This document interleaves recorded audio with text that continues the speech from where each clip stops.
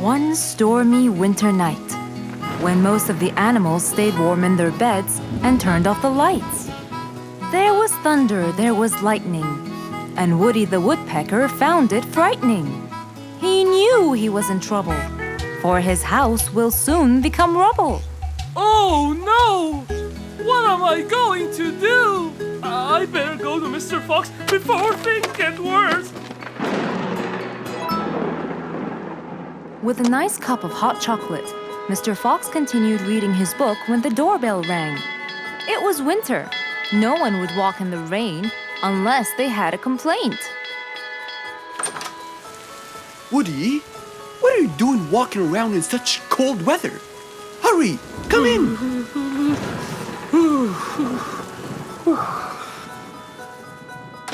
Mr. Fox, I know it's cold, and I'm sure my problems will make you feel bored, but I need your help.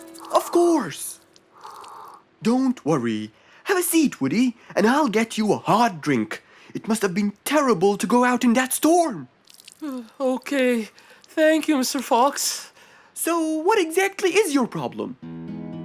My roof, it gets ruined by the rain. Oh, I keep fixing it every now and then, but now, every winter is a nightmare. here you go, Woody. Thank you, Mr. Fox. So tell me, what happened to your roof? The rain makes it damp. Sometimes I fear it gets too damp. It might fall. Oh, you're right. That's a serious problem. Well, will you help me? Mr. Fox knew he couldn't stop the rain, but he couldn't let Woody's efforts be in vain. There had to be another way. I have an idea. We need to guide the water off your roof. But how can we do that? Well, we need to visit the jungle shop. But first, we'll wait for the storm to pass.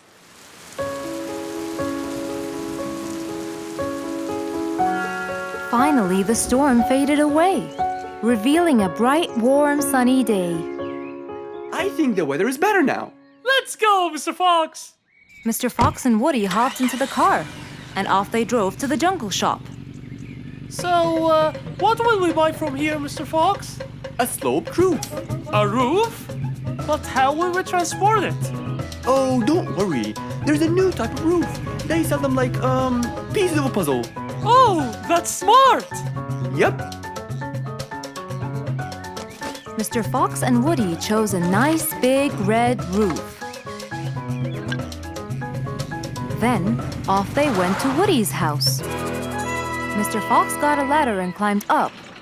He started to fix the roof from the top. Now, all we need is to put the pieces together.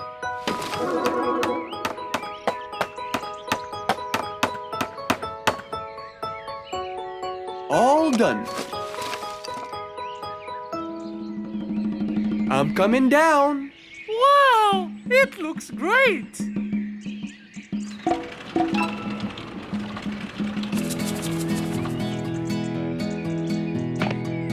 That way, all the water will slide down and the rain won't bother you again. So, does that mean no more rainwater will enter my house, Mr. Fox? Of course not. I guarantee it. Oh, I'm so happy! Thank you so much, Mr. Fox. Oh, it was nothing. We all like living in a dry, warm place in the winter.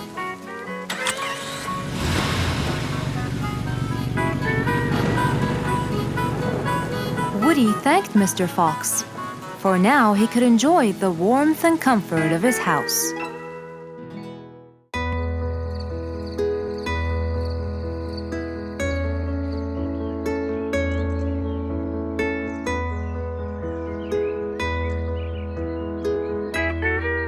It was a bright, early morning. Mr. Fox woke up and went to wash his face.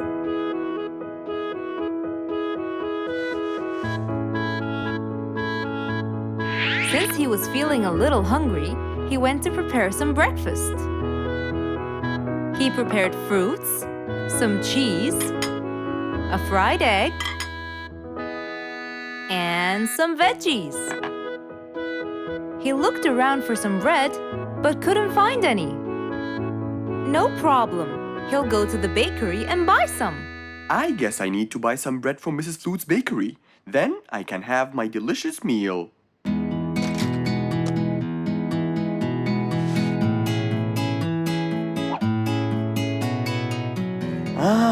I'm very hungry.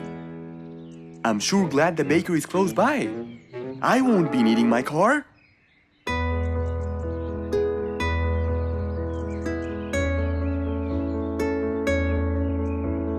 Mr. Fox decided to walk to the bakery. He really enjoyed the early morning breeze. And on his way... Good morning, Mr. Fox. Oh, Mr. Falcon! How are you? Are you getting enough sleep? Yes, I can sleep most anywhere now, and it's all thanks to you, Mr. Fox. Glad to hear that, my friend. See you around.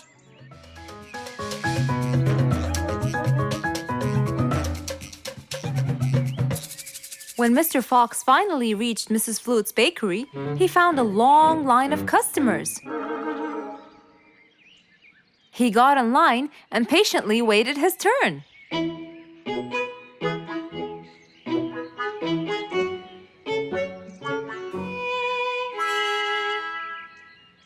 Wow! Looks like everyone wants bread. Slowly, the line was moving up, and Mr. Fox got closer and closer till he finally reached the counter, where a very tired Mrs. Flutes was waiting. He was her last customer. Hello, Mr. Fox. Here you go. Hello, Mrs. Flutes. You look really tired. Yes, Mr. Fox, it's becoming more and more exhausting. Why? The number of customers has increased lately after I upgraded both the bakery and the quality of the bread that I produce. That's great. I know it's great, Mr. Fox, but the thing is, the rate of bread production is really low. Well, compared to the number of customers, that is. But why is the rate of production low? Well, Mr. Fox, grinding the wheat takes loads of time and effort. Sometimes it takes over a day or so. That's basically why everything else gets delayed. What should we do to solve this problem? Okay, Mrs. Flutes, I will head home now and eat my breakfast and try to think of a solution. And I'd like you to pass by my house tonight. I'm sure I'd figure something out by then. Really, Mr. Fox? I can't wait to hear your solution.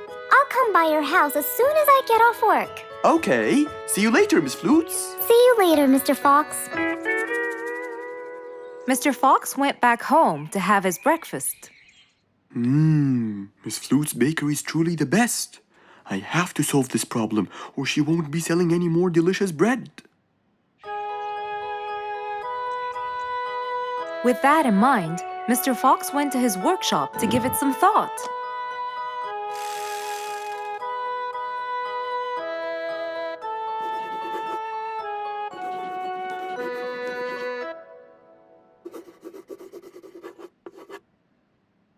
Finally, he had a great idea.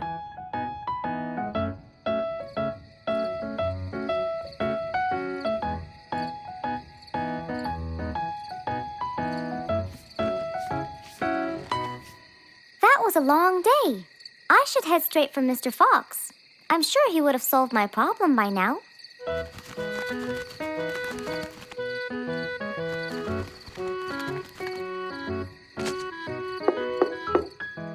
That must be Miss Flutes.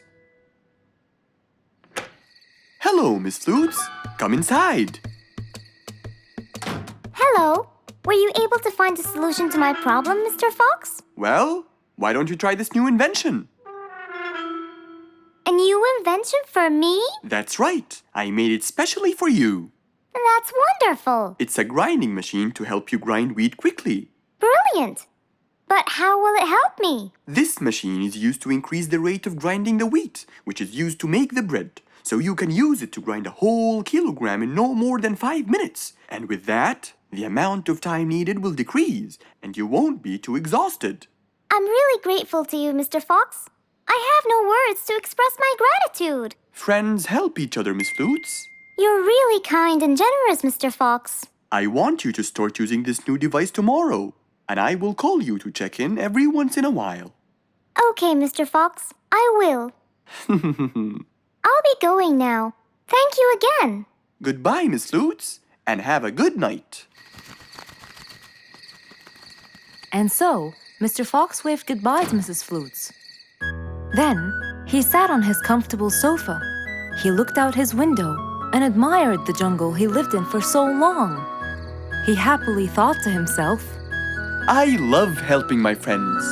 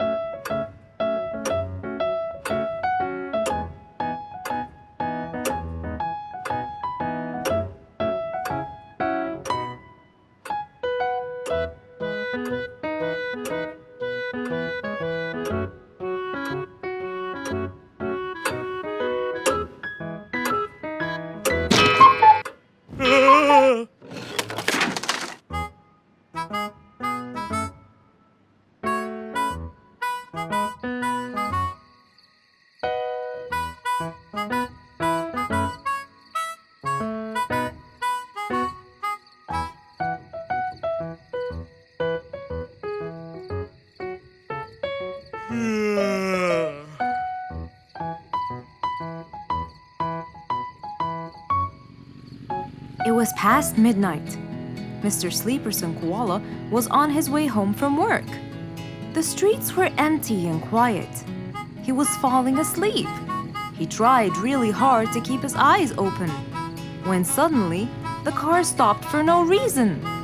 And Mr. Sleeperson didn't wake up, as if it was the hibernation season.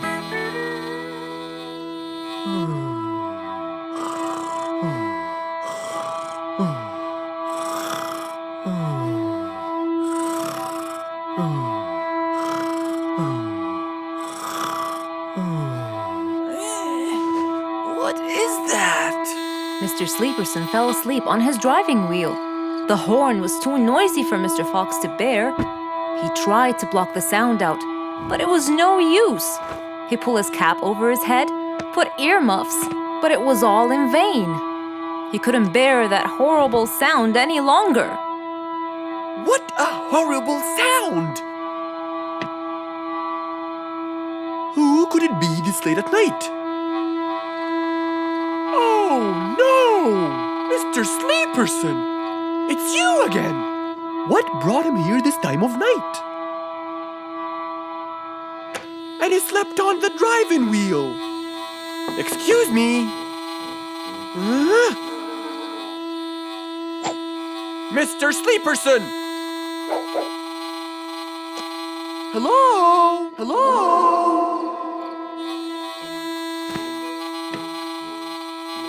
Oh, that's enough! What? Where? What time is it? It's 2 in the morning, and you fell asleep on your driving wheel in front of my house. Oh, Mr. Fox. Hello. Oh my, it's 2 a.m. Oh, you noticed? So how can I help you, Mr. Fox? Help me? Help me? You're the one in front of my house. What am I doing here? I don't know. You tell me. I was fast asleep when I woke up to that horrible sound of your noisy horn. Oops. Sorry. I must have fallen asleep while I was driving again. My bad. Never mind that. Could you please drive all the way to your own house without falling asleep or bumping your head against the horn? Oh, sure, Mr. Fox. Have a good night. Good night. But as Mr. Sleeperson tried to start the car, it wouldn't start. Huh? Oh, man! Oh, Mr. Fox, wait! Help! Now what? The car won't start. Is that so? Can you check it for me, please? Of course. Mr. Fox walked back to the car and started to check it out.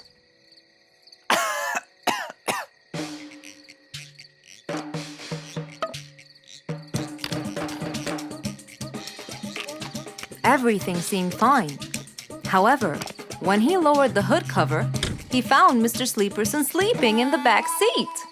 He couldn't control his anger. He banged the hood cover. But Mr. Koala was still asleep. Mr. Fox decided to hop into the front seat and try to start the car himself. Huh? Mr. Sleeperson! Your car is out of fuel! Who? Where? Your car is out of fuel! No way! What will we do now? You have to fill the tank! Okay. Mr. Sleeperson! What? Wake up! I'll fill your tank for you. I have some fuel in my house. Oh, that would be great!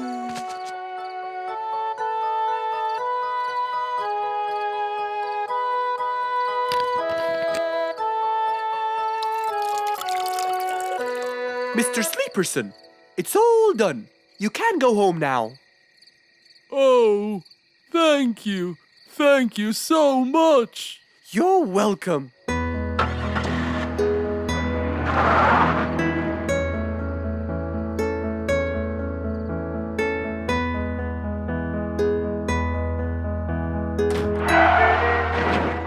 Oh, not again! Rose stood in front of her painting stand, holding a few colors in her hand. But things weren't going as she planned. I think I should just paint the pig blue. No, wait. Maybe this will do. Maybe I should just take some of the pink color on my feathers.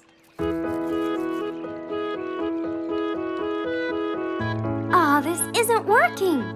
Maybe I should call Mr. Fox. He might have some clue about what I should do.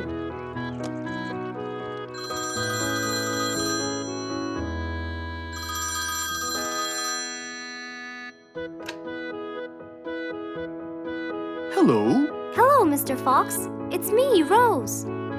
Oh, hello, Rose. How are you? I'm fine, Mr. Fox, but I do need your help with something. Do you think you could come and meet me? I'm at my usual painting place. Sure, I'll be right there. So, without a moment to lose, Mr. Fox got ready, got into his car, and drove off to where Rose was painting.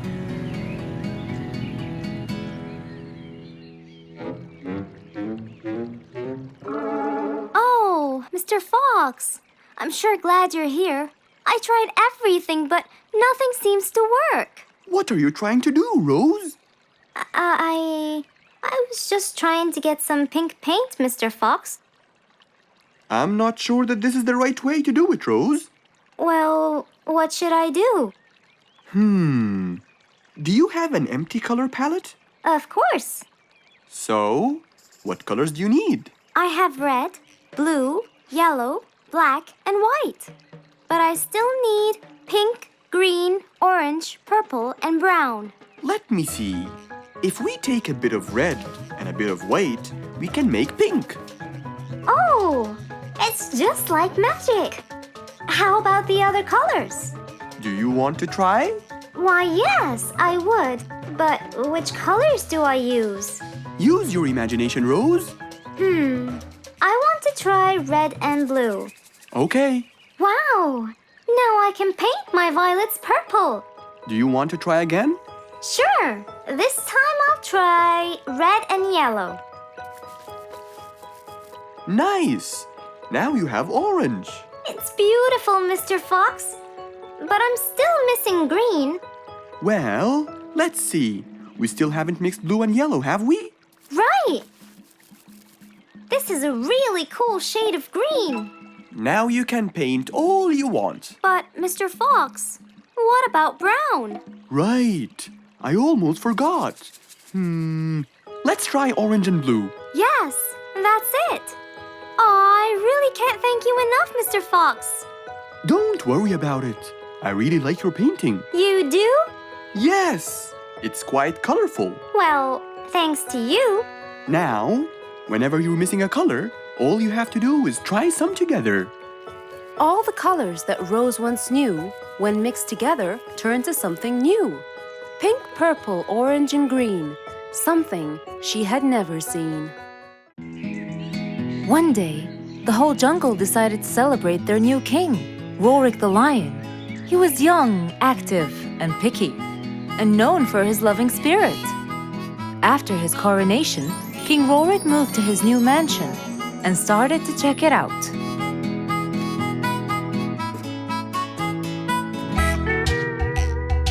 Great, and that's my throne, right? Exactly, Your Honor. Well, I'd better check it out. Yes, please do.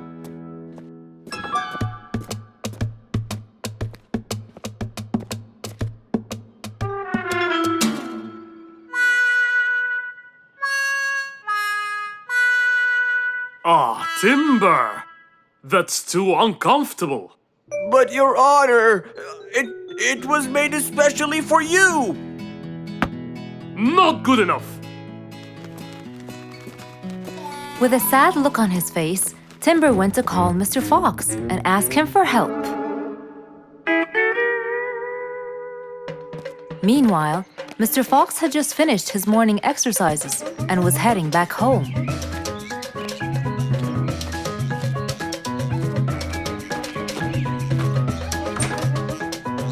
After a cold shower, he changed his clothes and had some tea.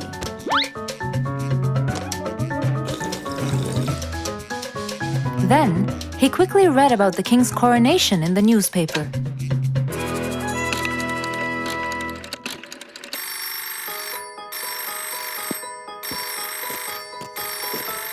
Hello? Hello, Mr. Fox. Can you please, Hello, Mr. Fox. This is Rorik. Oh, hello, Your Highness. How may I help you? I need you to come immediately. There's a huge problem, and I'm pretty sure that you're the only one who can help. I'll be right there. So, Mr. Fox quickly took his keys, hopped into his car, and drove towards the king's manor.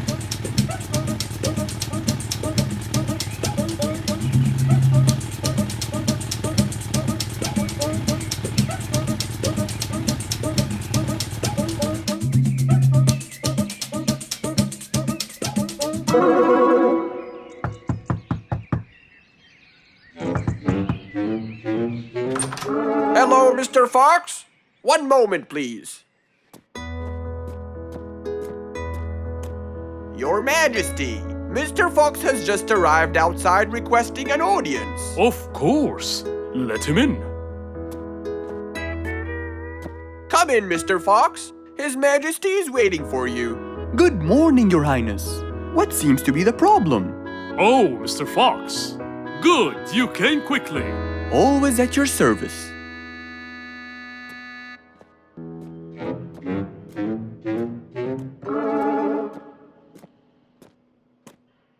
Well, I was at my coronation, and I thought I would check out my throne. But unfortunately, I felt too uncomfortable. Can you believe that I'm gonna rule the jungle on an uncomfortable throne? But I hear it was carved out with the best kind of stone.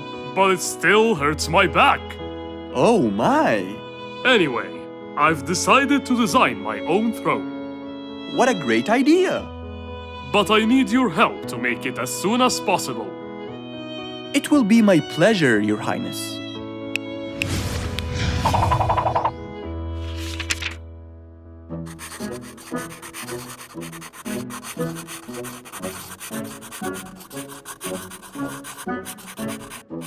Mr. Fox designed a new throne for the king, but the king didn't seem to like it. I know just the thing for you. Mr. Fox took his tape measure and got to work. He took measurements and made estimations. This wasn't going to be easy. but Mr. Fox was gonna give it a try anyway. He hopped into his car and took off for the jungle store.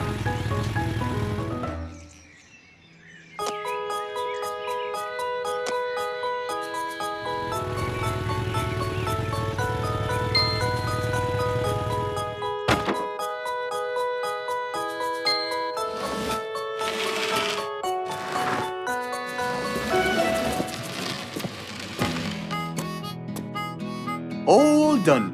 Can you please try it now? Wow! That's exactly what I wanted. Glad you liked it, Your Highness.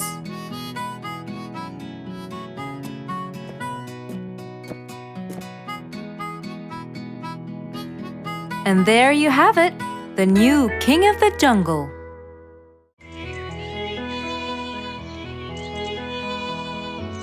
It was a very fine day.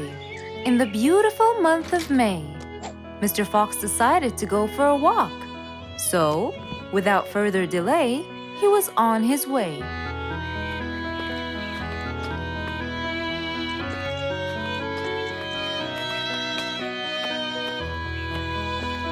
While Mr. Fox was walking, enjoying the sun on the trees, he heard a quarrel at a distance and someone saying, Stop! Please!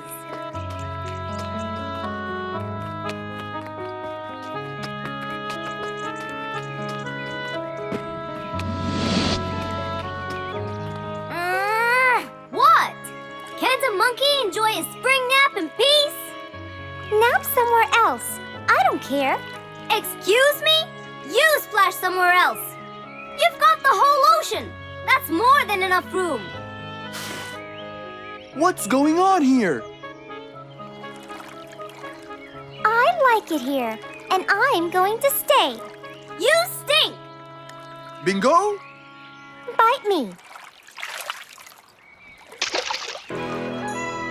Bubbles? I gobble you up, but I prefer a healthy diet. What's the matter with you two? I'm calm and happy. I'm just simply awesome.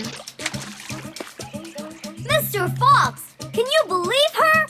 Honestly, I don't believe the fact that you two are fighting in this lovely weather. You tell him, Mr. Fox. Such a gloomy monkey. All I want to do is take a nap. Such a gloomy monkey, such a gloomy monkey. Bubbles, stop that. What's your problem, Bingo? What can I say, Mr. Fox? I just wanted to nap on my hammock. But Bubbles kept splashing water all over me. And it's so irritating. As if it wasn't on purpose, Mr. Fox. I just wanted to enjoy spring my way. Can't I enjoy the weather however I please? Of course you can. But Mr. Fox! And you too should enjoy your spring nap as well, Bingo. Finally! That's right. Go enjoy your spring sleepiness some other place. Say what now?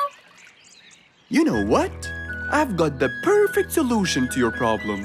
Really? Yes, and it's very simple. What is it, Mr. Fox? Wait here for a second. Don't splash water for a short while, okay? Fine.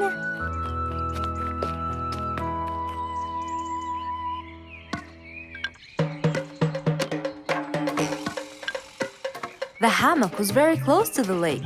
That's why Bingo got water all over him every time Bubbles splashed. But Mr. Fox wasn't gonna let them fight. He had the perfect solution for both their plights. What are you doing, Mr. Fox? Wait and see for yourself.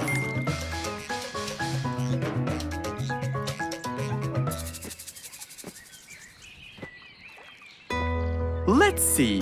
First, we'll untie the hammock. 1, 2, 3, 4, 5. Now, we'll go a few more steps up and tie the hammock again. Here's good. There you go. Try it now, Bingo.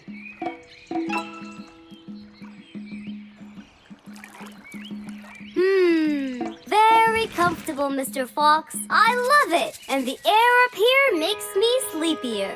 Bubbles, give me your biggest splash. Whoa! Ha ha ha ha ha. Whoops. Sorry, Mr. Fox. Don't worry about it. I feel fresh. Mr. Fox's work was done. First there was trouble, now there was none. For there was indeed no better deed than rushing to help a friend in need.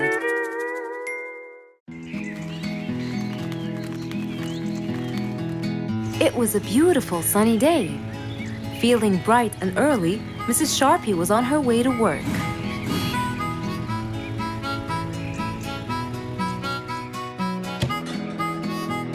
Good morning, Sharpie. Good morning, Emma. You're looking good today, Sharpie. Thank you.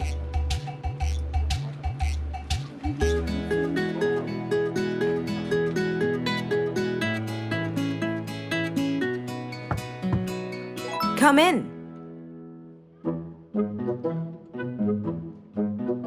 Good morning, Mrs. Susan. Oh, good morning, Sharpie. Today's gonna be a special day. I hope so, but why? Well, we have more packages that need to be delivered to their owners on time. And there's a special package for the king. I'm on it, Mrs. Susan. After piling them all up, Mrs. Sharpie went to deliver the packages.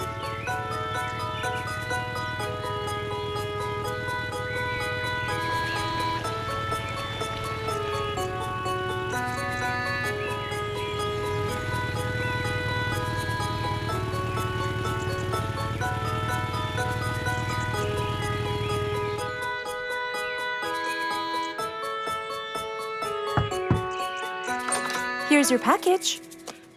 Thank you, Sharpie. Just in time. Looks like delivering the next one is gonna take some time. After safely delivering the package to Mr. Camel, Mrs. Sharpie took off to the opposite side of the jungle to deliver a package for Mrs. Deer.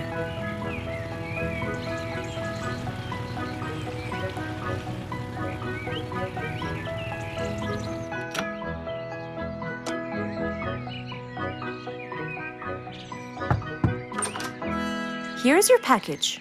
Thank you. But why were you late? I waited all morning. Next was Mrs. Bird's package, and that was south of the jungle. That was very tiring for Mrs. Sharpie.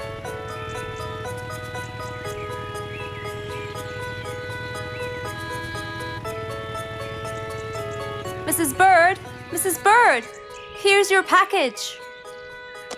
I thought you weren't coming. Thanks anyway. Next was Spike the Dragon.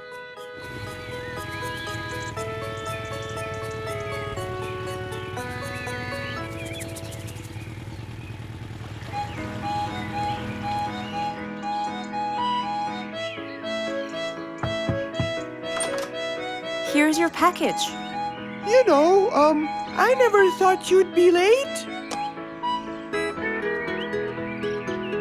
Oh no! It's the last package I'm delivering today. I hope the king is not too upset that I'm late. Worried and a little scared, Mrs. Sharpie took off to deliver the last package. She was already late as it is. The last package was intended for the king, and after being all over the jungle, will she be able to make it in time? Here you go, Mr. Timber. This package is for the king. Thank you, Sharpie. But the king was worried and a bit upset. Why? Well, he had to wait all day for this package. You're not usually late, Sharpie. He was very upset. My sincerest apologies. I'll be more careful next time. Mrs. Sharpie was very tired and really upset. Having to deliver packages all over the jungle was no minor task. So, she decided to go to Mr. Fox and ask for his help. Oh, hello, Mrs. Sharpie. How have you been? I'm not good at all, Mr. Fox. You have to help me. What happened? I've got a lot of letters and packages, and I keep flying east and west all over the jungle. This won't do, Mr. Fox. I'm so tired. Oh, Mrs. Sharpie, you do look exhausted. Please, come in, and we'll figure this out together. Would you like a cup of hot chocolate? No, I just want to find a solution, Mr. Fox. Okay. Tell me what the problem is exactly. I get too much letters, so I fly to deliver them.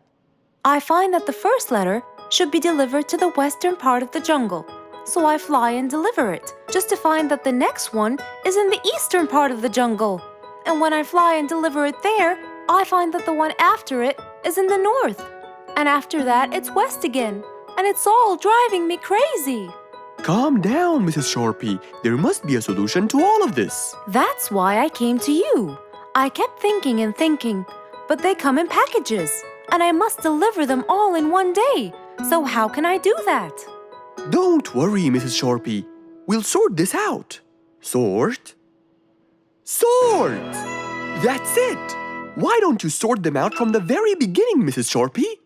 What do you mean by sorting them out? I mean, first, you should read the addresses and sort all the letters that should be delivered north together, and those that should be delivered east together, and so on. And then I'd finish all the north letters together, and the east, and then the south, and then the west, right?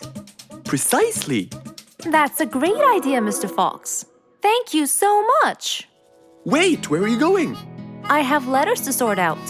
Thank you, Mr. Fox. Glad I was able to help you, Mrs. Sharpie. Goodbye.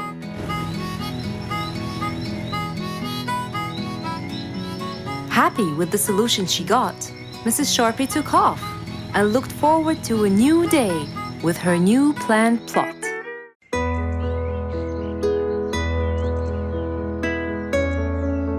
Roo is sad and looks really down. On his face, there was a frown. He had a cake, but he didn't care. And although it was his birthday, he said, Life's not fair. Thank you, Mom. "You're welcome, sweetie. Are you okay?" Yeah, I'm fine.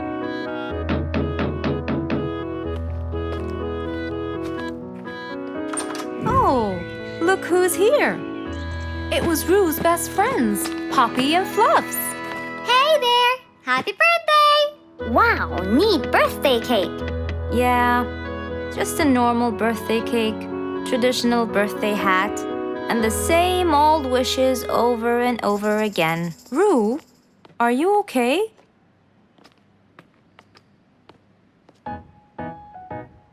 Bad timing, huh? He looks sad.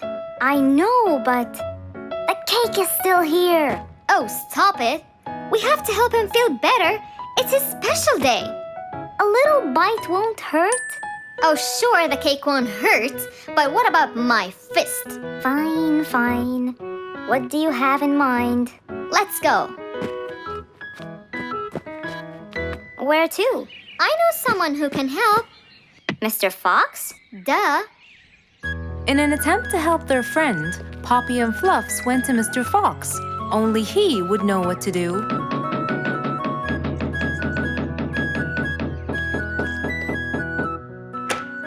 Hey, carrots. Do you have any lemonade, Mr. Fox?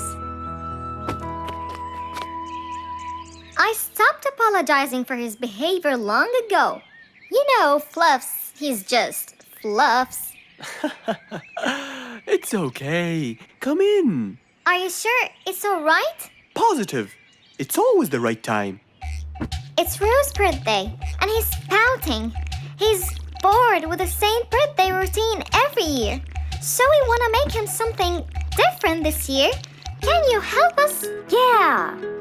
Unbelievable. You'd think I'm quite believable if you tasted this lemonade. It's awesome. Any ideas, Mr. Fox?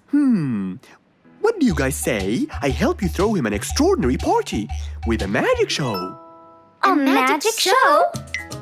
But who's gonna perform the magic tricks? You guys will.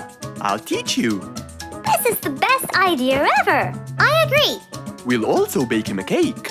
But he says cakes are boring. I can assure you, this one he will like. Sounds like the perfect plan. All right, first, let's bake the cake. It wasn't a very easy task, but all three of them worked hard to make this the best day ever.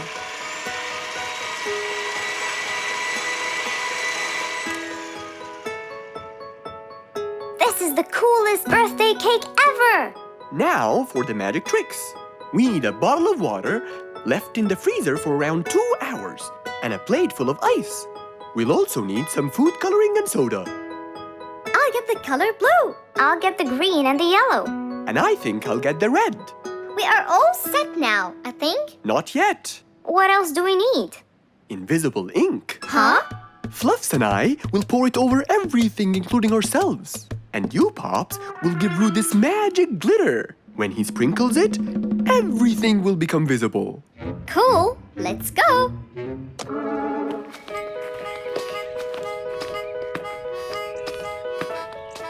Let us pour the invisible ink now.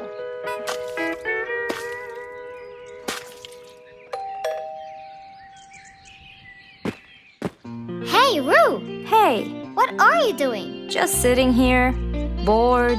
Well, not for long. Yeah, right. Well, think again. Happy birthday. What's this? You have to sprinkle it around to find out. Where?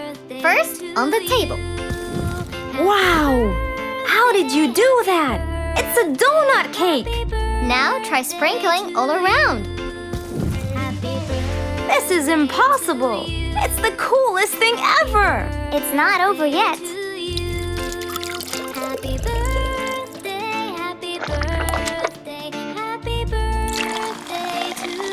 I can't believe you guys did all this for me! All thanks to Mr. Fox. He was a great help. I can't believe you guys! Thanks! That's what friends are for. Mom, come and see! What wonderful friends you have, Roo! Yeah, I think so too. Because of his friends, Roo's birthday was extra nice. One celebration was not enough, so they celebrated twice. An autumn windy day. It was Jumbo's birthday. He was dancing and playing with his friends, hoping this day would never end.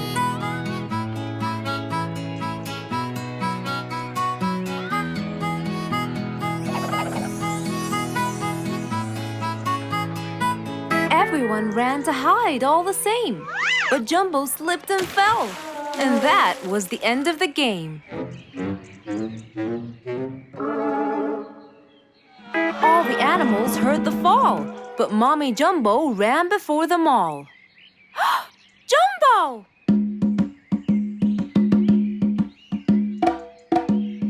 Oh, Jumbo. Combo, you have to take him to Mr. Fox immediately.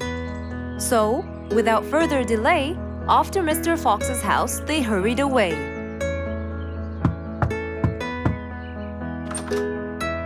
Hey, Mrs. Combo, what's wrong? Help me, Mr. Fox. Jumbo is ill. Oh, please, come in.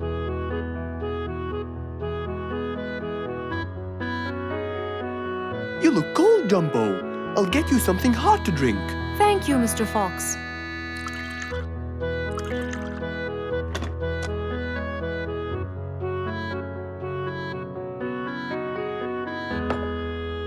We were celebrating Jumbo's birthday. Oh, happy birthday, Jumbo. Thank you, Mr. Fox. But as he was playing with his friends, he slipped and fell into the pond. He started shivering and sneezing. I feared he might be sick, so I thought I should bring him to you, just in case. Well, why don't you lie down, Jumbo, and let's take your temperature. Open your mouth. Say ah. Ah. Fever, stuffy nose, red dots all over his trunk. It's definitely sniffles. Oh my, sniffles? Don't worry, Mrs. Combo. It's just a sniffles fever. It will go away. All you need, champ, is some rest and just one pill of antidote. And when you're better, you can go back to play with your friends. Thank you, Mr. Fox. After thanking Mr. Fox, Mrs. Combo took Jumbo back home to let him rest.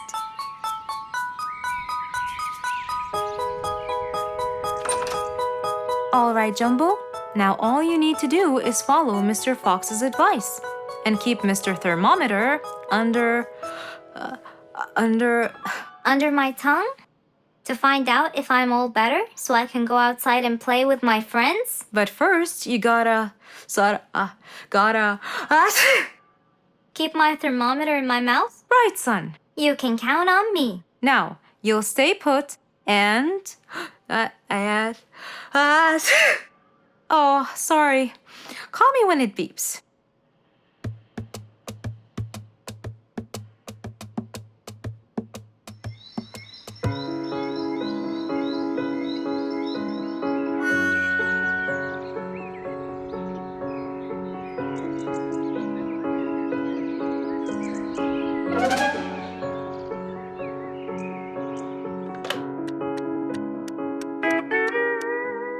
Hello, Frisky. How are you? Hi, Mr. Fox. Roo and I were playing and I'm about to win. Listen, Frisky, I'm going to visit Jumbo now and check on him. I'm sure he'd be really happy if you and Roo come with me. What do you think? Great idea, Mr. Fox. I want to check on him too. We'll meet you there. As agreed, Mr. Fox met Frisky and Roo at Jumbo's house. I'm coming.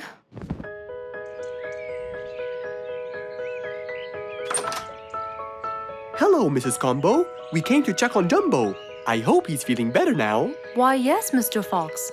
Come in, everyone. Hey, Jumbo! I came to check on you.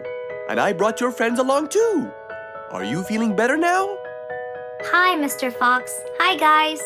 Hey, Jumbo. How are you feeling? Well, I feel better, but... Well, we need to take your temperature one more time, Jumbo. Is it time? It's time, all right? What does it say? Well, let's see. Your temperature is, oh. Your temperature is just fine and dandy, Jumbo. You're not sick anymore. You are A-OK. Yes! Now we can go outside and play. But first, I need to tell Mom. Mom? Mom? Where could she be? She's not in the kitchen. Mom! She's not in the living room.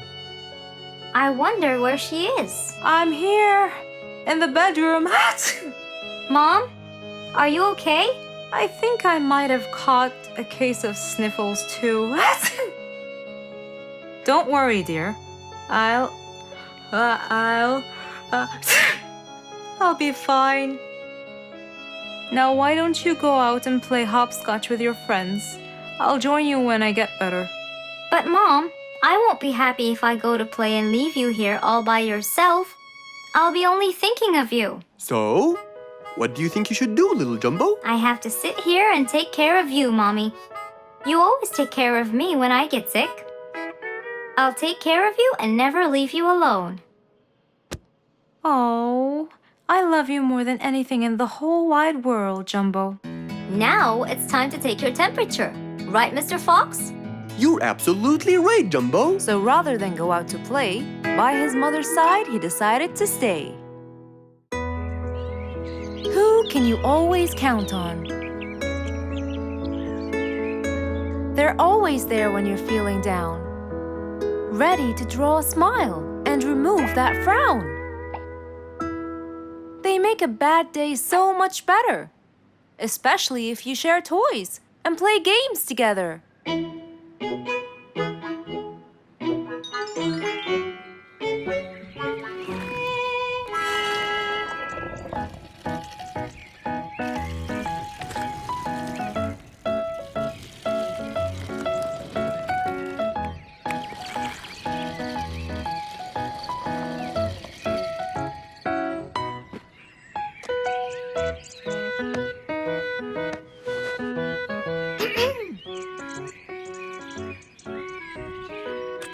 Officer Sherlock Fluffs? I'm with you, Officer Poppy Holmes. I think we're moving in the wrong direction. You might be right, Officer Poppy Holmes. I can see footsteps in the opposite direction.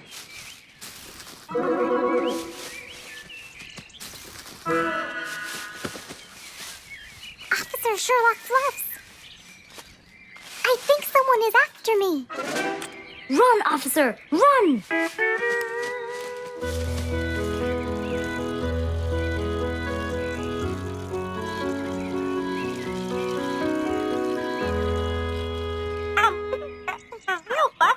What do you mean? Poppy! Poppy! You there? Poppy! I can't believe we lost the connection. Poppy! Poppy, where are you? Filled with worry, Fluff searched and searched for Poppy, but he couldn't find her anywhere.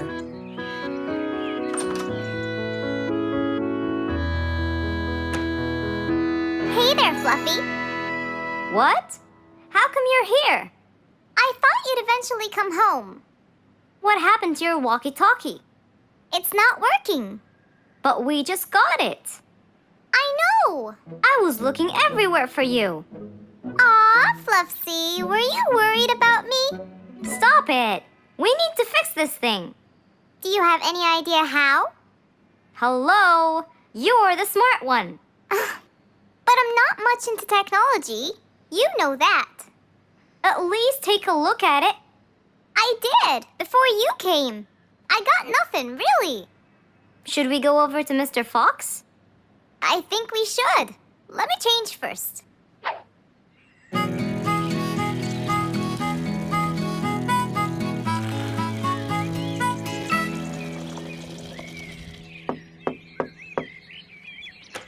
Hello? Hey! Mr. Fox, Poppy broke her walkie-talkie. I so did not. Don't fight, you two. Show me your walkie-talkie. Maybe I'll be able to fix it. Here. But I promise I didn't break it. I'll go to the workshop and see what's wrong with it. Thank you, Mr. Fox. Sure. You really think I broke it? Why else would it stop working? But I didn't. Well, I kind of think you did.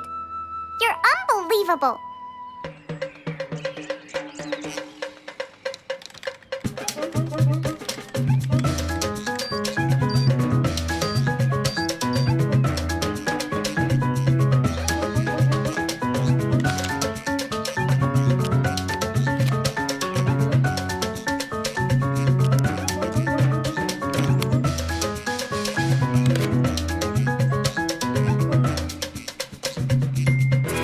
It's working just fine.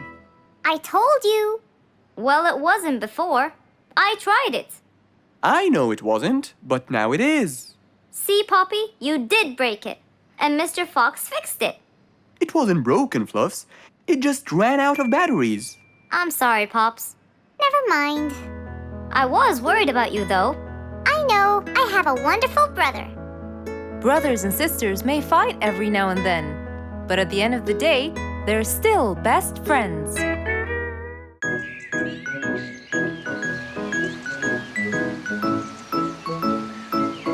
It was a beautiful Saturday morning.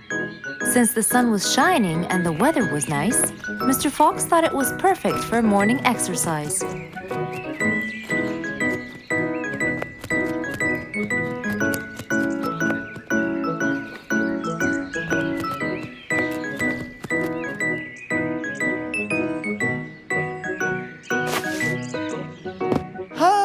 Piggy, how are you? Haven't seen you in a while. I really missed you. I'm fine, Mr. Fox. I really missed you too. I hope you're doing great. Why does he look so sad? I hope nothing bad has happened. You look a bit down, Piggy. Is everything all right? Are you okay? Oh, Mr. Fox, I really need your help with an urgent matter. Don't you worry, my friend. Big or small, every problem has a solution. I assure you, everything will be all right. Oh, I know, Mr. Fox. I can always count on you. Let's go to my house. I'll get you something to drink, and then we can sit down and you can tell me all about your problem. Let's go. With that said, both of them headed off to Mr. Fox's house. So, Piggy, tell me what's the problem. I keep trying to grow a plant in my garden, but it keeps dying. Do you give the plant enough water? Yes, every day. Well, how about the sun? Do you keep it in an open sunny area? Yes, I do. I plant it in my garden. Looks like I'll have to come with you to find out what the problem is. Wait here for a moment, please. So, without further delay, Mr. Fox changed his clothes and got ready. Then, they both got into the car and drove off to Piggy's house.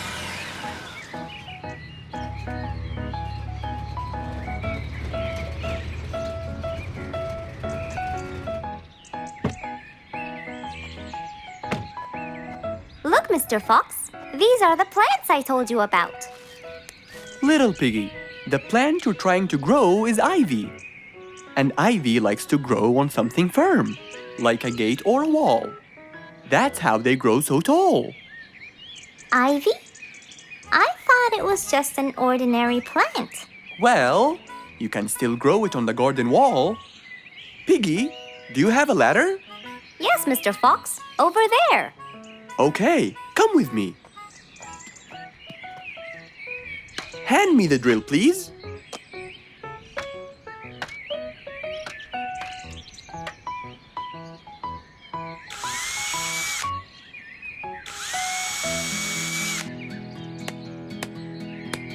After drilling the holes and hammering the nails, Mr. Fox hung the ivy plant all across the wall.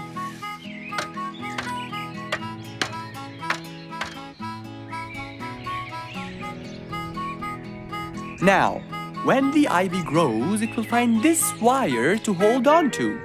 I got it. Thank you, Mr. Fox. You're welcome. Take good care of it. After saving the plant and helping his friend, Mr. Fox took off. And that, my friends, was the end.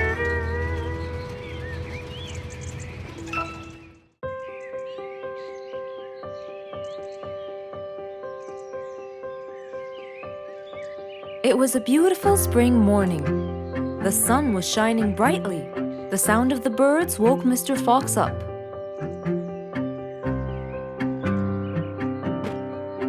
He changed his shirt, put on his tie, and his vest. Then he drank his tea. It was delicious. After reading a shop manager ad, he got into his car and drove off.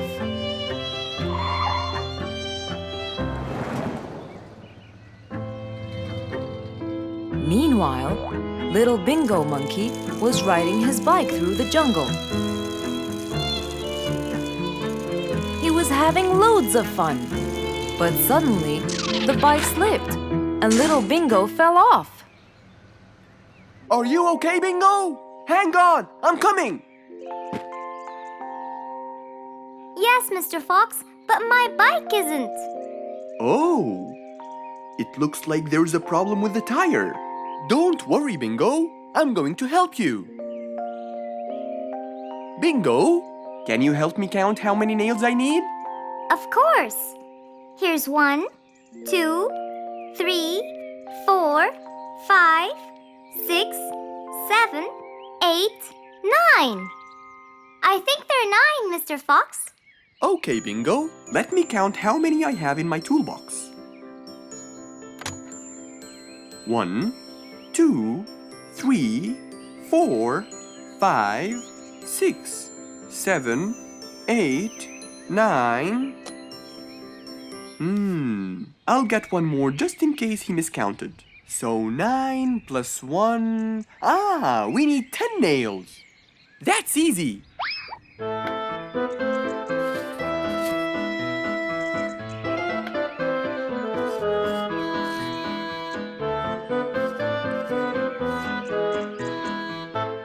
Okay, Bingo. It's all done. Thank you so much, Mr. Fox. You've helped me a lot. Come on, give it a go. So once again, little Bingo rode along happily.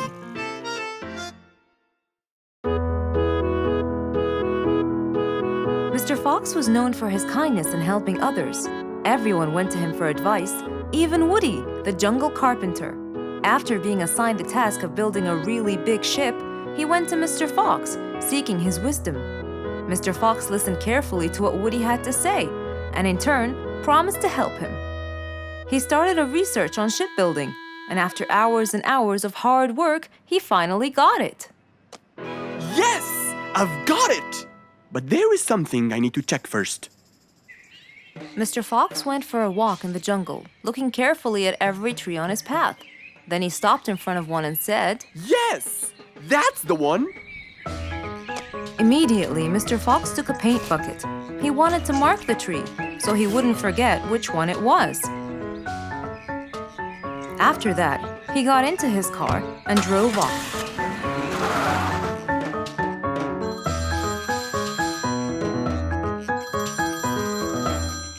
When he got home, he called Woody to tell him that he had found the perfect solution to his problem. It only took a few minutes before... Oh, Woody, right on time. Come on, Mr. Fox, tell me. Okie dokie, come in. I finally figured it out. I never doubted you, Mr. Fox. I was sure you'd be the one to help me find an answer to my problem. Oh, don't mention it. Here you go. These are blueprints. They're guidelines that will help you learn how to build the ship easily. Woody started reading the blueprints thoroughly. He knew most of what was written in it, so he looked up and said, It's a lot easier than I thought. Thank you so much, Mr. Fox. Oh, but Mr. Fox, what about the materials that I'll need to build it? Here's a list of all the materials you'll need. And what about the kind of wood I should use, Mr. Fox? I did extensive reading, and I found out that our ancestors were famous for using teak in the process of building ships, as it's really stiff, strong, and it can also be shaped to have wide planks, which would help the ship to withstand the waves of the sea. But I know you don't know what teak is. Not everyone does. But come along. I think it would be better to show you the tree I found earlier in the jungle. Our jungle? Of course! Everything you dream of can be found in our beautiful jungle. Mr. Fox got into his car with Woody by his side and drove off. They headed towards the tree that Mr. Fox had marked earlier. Here's the tree. Huh?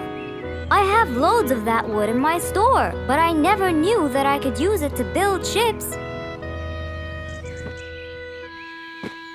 I didn't know about teak either. But with a little bit of research, everything is open to you, my friend. Mr. Fox, I can't thank you enough. I'm really happy right now. I'll never forget what you've done for me. It's my pleasure, Woody. Now that I know what I should do, I'll go back and start building that ship for Nate as fast as I could. Thank you again, Mr. Fox. So, after helping his friend, Mr. Fox got into his car and drove away happily. You know, it's true what they say. A friend in need is a friend indeed.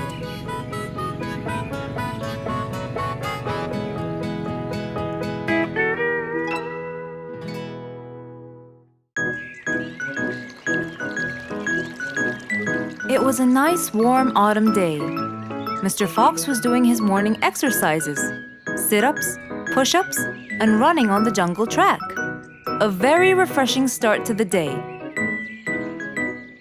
But then, unexpectedly, fog started to form, stopping any plans to enjoy the beautiful weather. Why is there fog covering the whole jungle? This is really strange. It's been happening a lot lately. I really hope everyone's all right. I should head home now. Oh, I think I should probably stay home today. I don't have my morning newspaper yet. And how would I? It's impossible to see. Aha! Wait a minute. I'll try calling Mr. Falcon. He'll definitely tell me what's going on. Mr. Fox held the phone and dialed Mr. Falcon's number.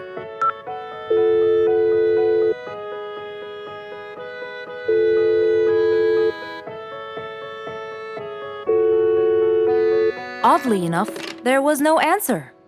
I guess he's not home. Maybe I can reach him on his walkie-talkie. As Mr. Fox went to look for his walkie-talkie, he heard a loud knock on the door. Huh? I thought everyone stayed home in this weather. Who could it be? Puzzled, Mr. Fox went to open the door. He was taken by surprise. It was Jack the horse. He stood there holding a briefcase and looking smart. Jack was a very busy business horse. He was always rushing to keep a tight schedule. But today, something seemed off. He looked like something was bothering him. Oh, Jack, what a nice surprise! It's been a long time since we met. How have you been? Come in. Thank you, Mr. Fox. But I don't want to waste any more time. I'm on a very tight schedule. Of course. Can I bring you? I don't have time. I just needed to talk to you urgently, Mr. Fox. Have a seat, please. And as you know, time is money. Wait. Hold on. First, tell me how you managed to get here in this bad weather. There's no time. I'm so busy, and I need your help with something important. All right, tell me what's the matter. Well, it all started last week. After long and weary negotiations, I won a bid for a gold mine located in the eastern part. Long story short, a gold mine obviously contains gold. But no matter how hard I looked, I found nothing but dirt. I was really frustrated. I was disappointed, and I knew that buying the mine was a mistake. What do you think, Mr. Fox? That's really strange. That mine is widely famous for its gold. I have an idea. We go there now and see what we can do. But wait here for a second. I need to bring something that will help us. Are you sure you don't want to drink anything? Yes, thank you, Mr. Fox. But please, hurry up. You know that time is money, and I can't waste Any more time, I get it. Just give me 2 minutes. Too much, Mr. Fox. So, Mr. Fox went to his room to change his clothes, trying to be quick. Then, he went to his workshop. He looked everywhere for his metal detector. When he found it, he took it and went back to his house, where Jack was standing there looking at his watch, with that usual impatient look on his face. Mr. Fox, why are you late? I have a really important meeting tonight at 8, you know. We're making a deal, and I don't want to waste any more time. You know that time is money. Time is money. I know that, Jack. But now we're wasting more time, aren't we? Right. Let's take my car, Mr. Fox. Okay. The fog had gradually started to clear away, and the vision became clearer and clearer. But as Mr. Fox was about to get in the car, something happened. What's that? What's going on? What happened? That's what we'll find out in the next episode. It was a beautiful morning. The sun was shining brightly over the jungle.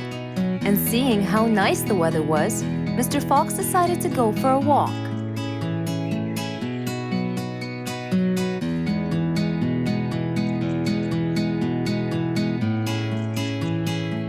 The birds were twittering, the bees were humming, and the flowers smelled pretty.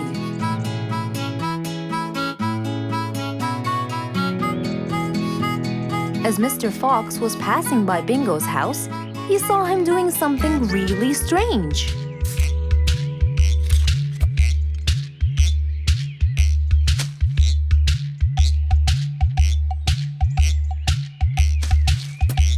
Bingo! What are you doing? I'm storing my favorite fruits to eat during the winter. But you can't just bury them. They'll soon rot. But what can I do, Mr. Fox? They only grow in the summer, and I love to eat them so much. Mr. Fox thought about it for a while. What could he do to help Bingo?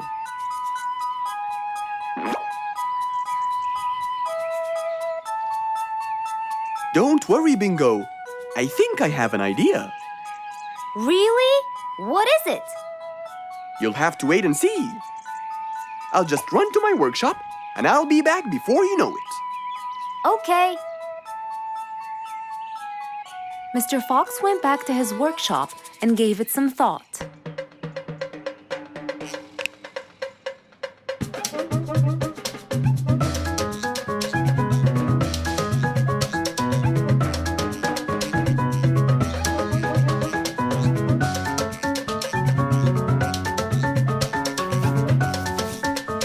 After calculating all the details, he started to gather the things that he needed.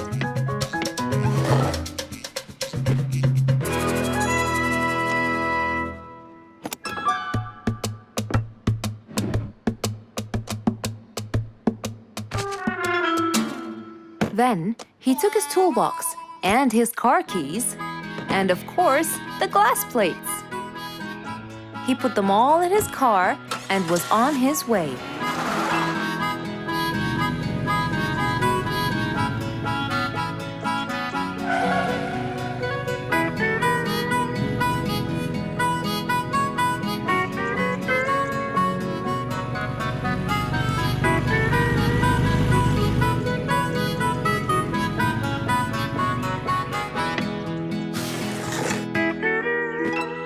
What's all this for?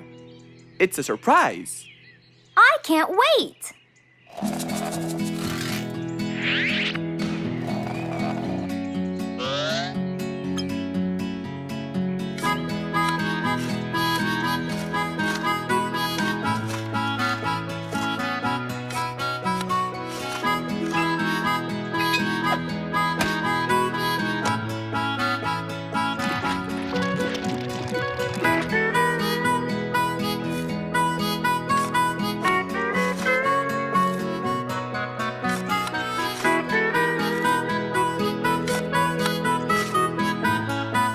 Mr. Fox was almost done, and Bingo was watching him, looking slightly puzzled.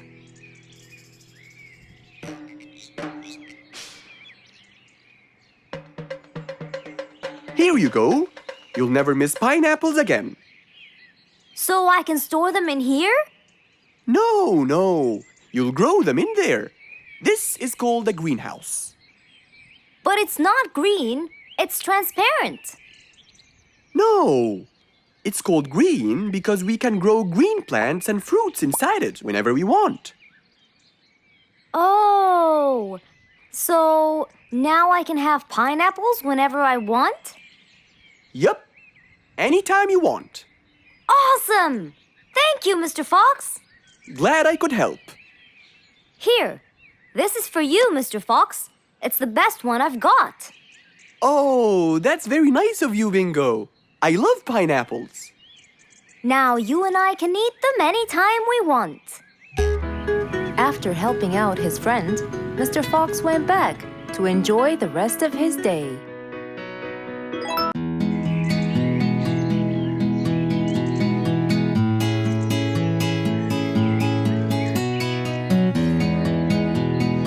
Spike the Dragon always bragged about how good he was at photography.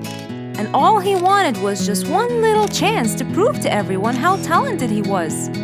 It didn't take long before someone actually recommended him to be the official photographer of King Rorik the Lion's birthday party.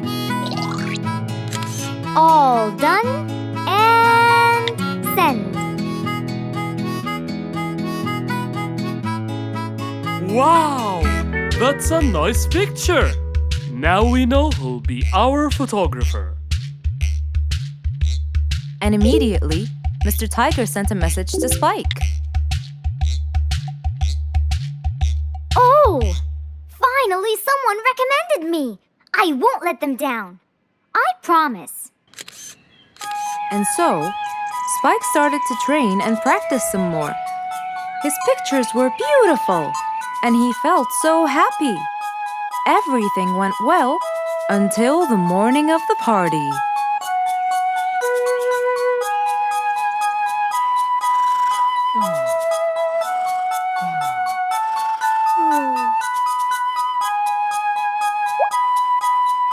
Oh, today's the day. Finally! Maybe I should train some more.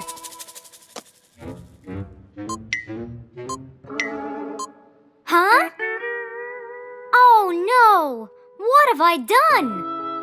While Spike was testing his camera, he pressed on something that changed his camera settings. Now all his pictures turned to white. Spike tried to change it back. He cleaned his lens and checked his filters, but all was in vain. What will I do? Oh, what will I do? I must go to Mr. Fox at once. Feeling so worried and sad, and with no clue what to do, Spike held his camera and flew off to Mr. Fox.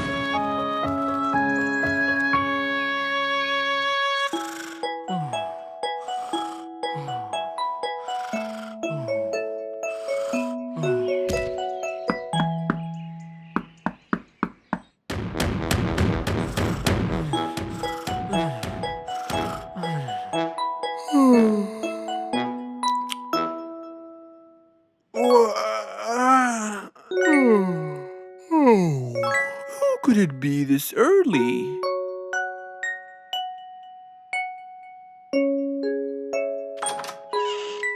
Oh, Spike, it's you. Help me, Mr. Fox. My camera. Help! All white, broken. Help! Calm down. Please, come in. Spike followed Mr. Fox inside. He sat down and started to speak slowly. You know today's the king's birthday party. Yes, and you've been hired as the official photographer. Congratulations, Spike. Oh, Mr. Fox, it would soon be condolences. What? Why? My camera. It's broken. Broken? Yes, I woke up early today and tried to check it. But I found that every picture I take becomes white. Have you checked the lens? Yes, and I re-cleaned them to be sure. But it's no use. And the filter? Everything. The lens and the filter. Can I take a look at it? Mr. Fox held the camera and started to check the settings.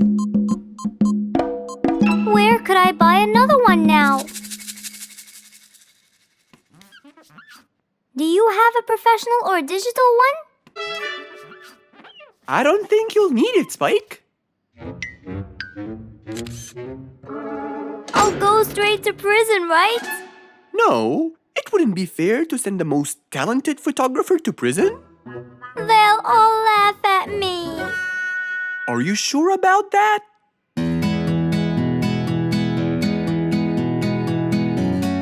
Mr. Fox took a picture with the camera and showed it to Spike, who couldn't believe his eyes. Wow, it's back. What was wrong with it? Looks like you accidentally increased the gamma. Oh, I forgot to check that. Thank you, Mr. Fox.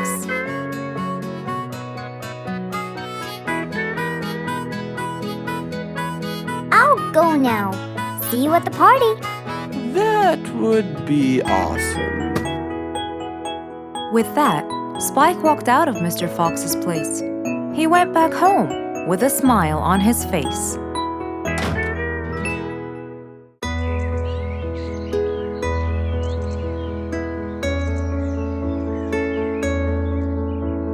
One cold morning, while everyone was shivering in their houses, Mr. Fox woke up and went to watch his favorite team play.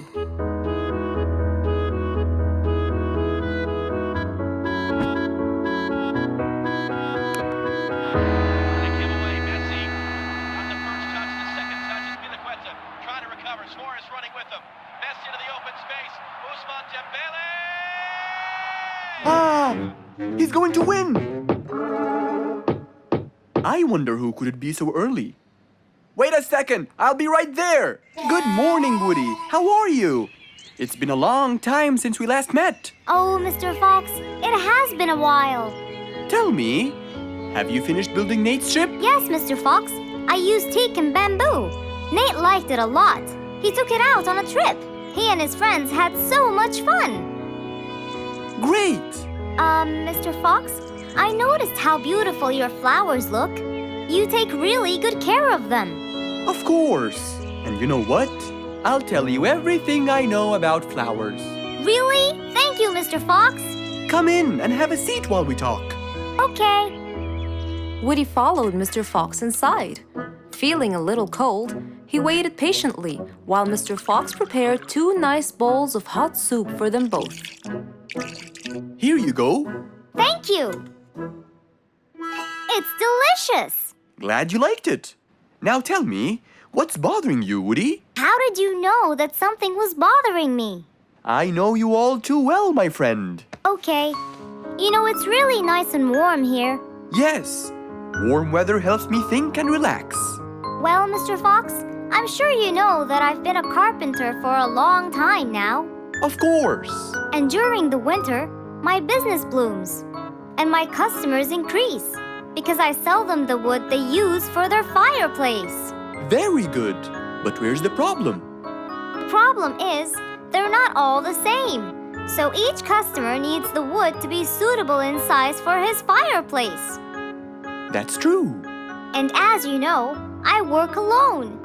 So I take so much time and effort to cut and adjust the wood to suit each and every customer in this jungle. Sounds like a serious problem. He looks really worried. Okay, Woody, why don't you come with me to my workshop? It's round the back. There, we can think together and I can invent something to help you solve your problem. I really hope so, Mr. Fox. Don't worry, we will. I know. And you taught me that there's a solution to every problem. And Mr. Fox solves every problem. Ha ha ha! That's right, Woody.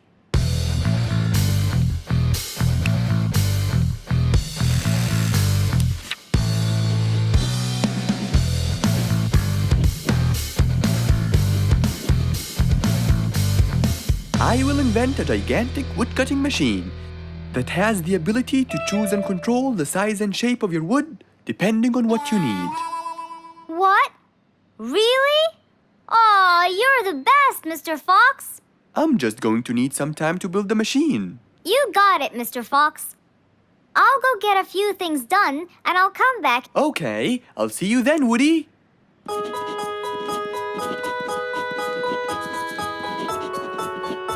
Mr. Fox started designing his cutting-edge invention. He knew that is exactly what Woody needed to help him with his carpenting business. And because he was making this device for Woody, he thought he'd add a bit of color to make it all even more special.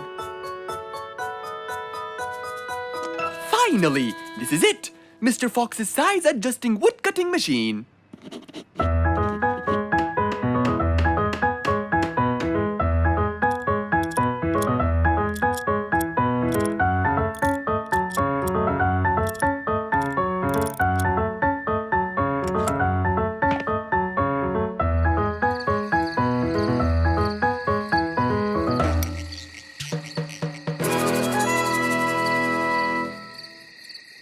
After finishing the device, Mr. Fox sat to listen to his favorite music, waiting for Woody, who came knocking on the door.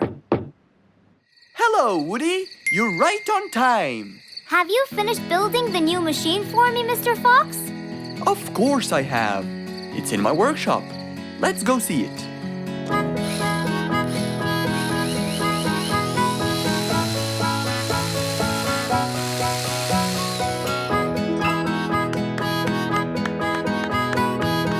Fantastic! I don't know how to thank you, Mr. Fox. I'm really grateful for what you've done. Don't thank me. I only did what I had to do. I'd better be off now to cut more and more wood. Have a wonderful evening, Mr. Fox, and thank you again. Good night, Woody. See you soon.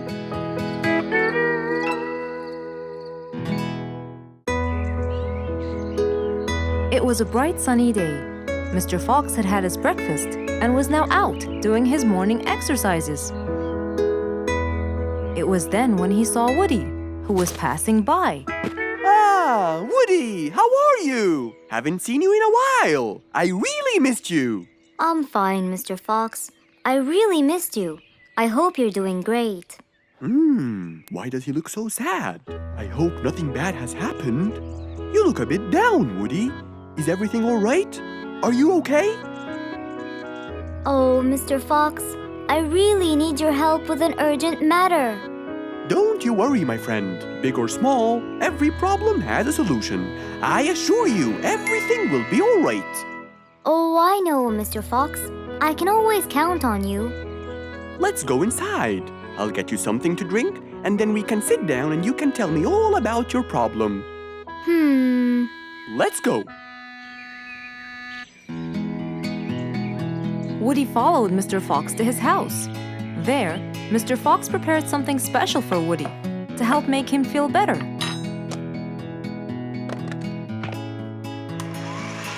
I made you some fresh orange juice.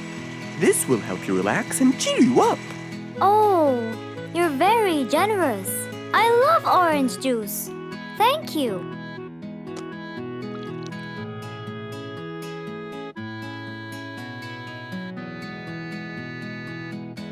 Mr. Fox, I'm really sorry to bother you over and over again, but I had no choice. Oh, no worries, my friend. You know, Mr. Fox, I'm the jungle carpenter. My business has been growing recently, and now I have many customers. Yes, you're a hard worker. You deserve it. I used to build boats for fishermen. I got famous for my skills, especially after I built Nate the fisherman the boat of his dreams. He went and told everyone in the jungle about it. They overwhelmed me with requests. That's fantastic. I'm really glad to hear that. But Nate came to me yesterday and asked if I could build him a ship. One big enough for him and all his friends, as he is planning to go on a fishing trip. It's for a special trip, he said. Yes, I've heard about that. Well, the problem is, I've never built a ship before, and I have no clue what kind of wood I'm supposed to use. I don't know what to do. How will I build him the ship he needs without the proper wood? Will you help me, Mr. Fox? Whoa, that's a serious problem. I'm gonna have to look through my books. Well, you're never too old to learn something new. I could use some time. I'll call you as soon as I find a solution. I will be waiting for your call. I know you'll be able to help me, Mr. Fox. After Woody left, Mr. Fox started his researches on shipbuilding.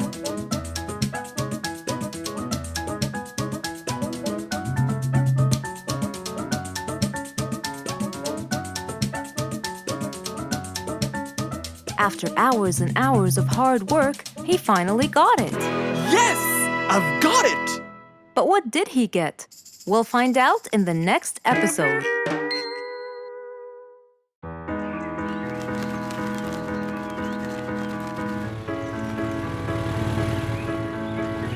One beautiful spring morning, though tired and sleepy, Mrs. Sharpie the post owl was on her way to Alfie's house to deliver a parcel.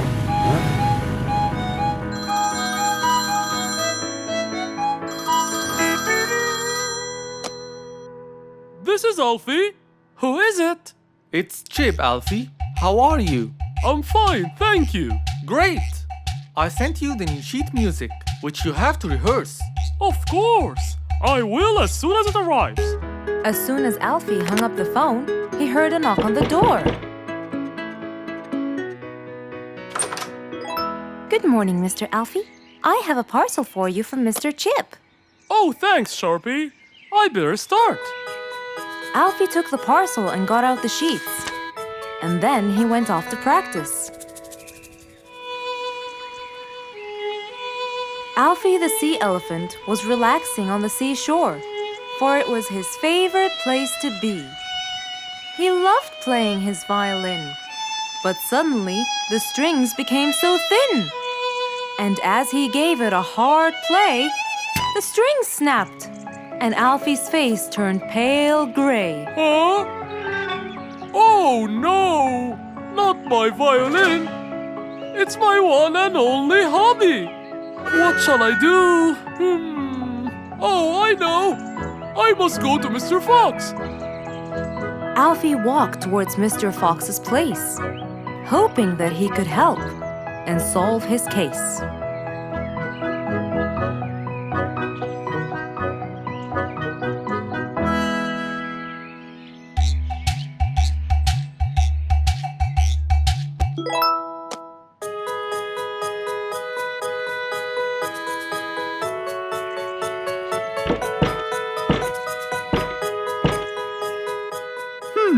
I wonder who?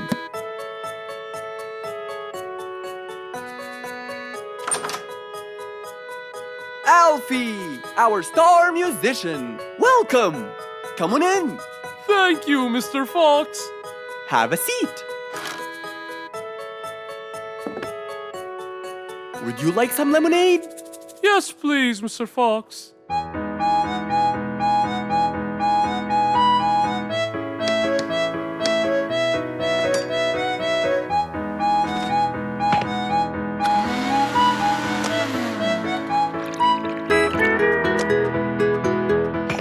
Mr. Fox came back with a glass of lemonade. He gave it to Alfie, then he noticed his violin. Oh, what happened to your violin?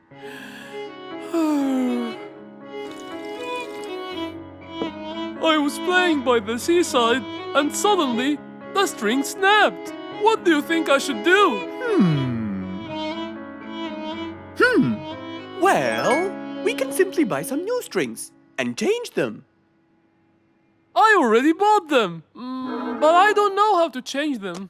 It's my first time. No problem. It's easy. Now let me teach you how to replace them. First, we remove the old string by twisting this till it's loose. Then, we pull the broken string out of its hole. After that, we twist the tuning peg on the other end and pull the other end of the string from its hole as well. See?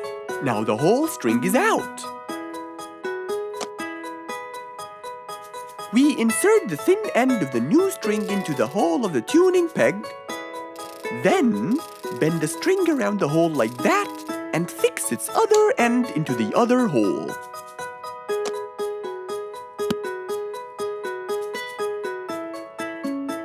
And there's the other string as well. Finally! Go ahead and play it. Okay.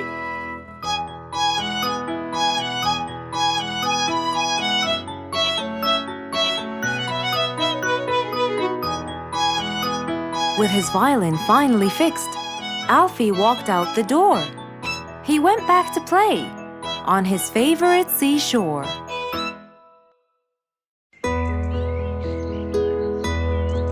It was a bright early spring morning. Still feeling a little sleepy, Mr. Fox opened his eyes and got out of bed.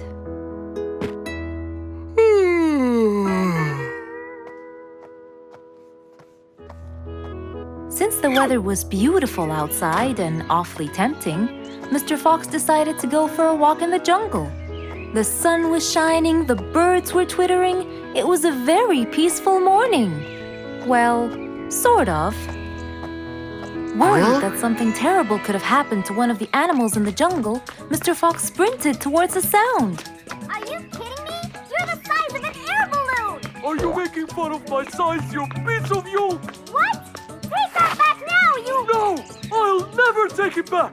This was all your fault! No, it wasn't! It was yours! No! It's always your fault! Now, calm down. Oh, Mr. Fox, I'm so glad you passed by. You're the only one that could solve my problem. Solve your problem?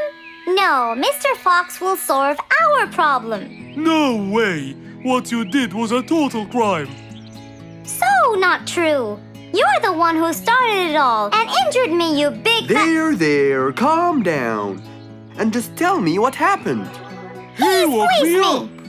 Slow down, one at a time. Mr. Panda, you go first. Thank you. Now, I was walking heading to my house when I realized that for me to get there, it will take me 12 minutes. And I was so tired and sleepy. So I thought about it, and I realized I should just lay here for a while and take a short nap. And just as I was starting to get comfortable, I found little chicklets screaming with the highest pitch into my ears, Mr. Fox.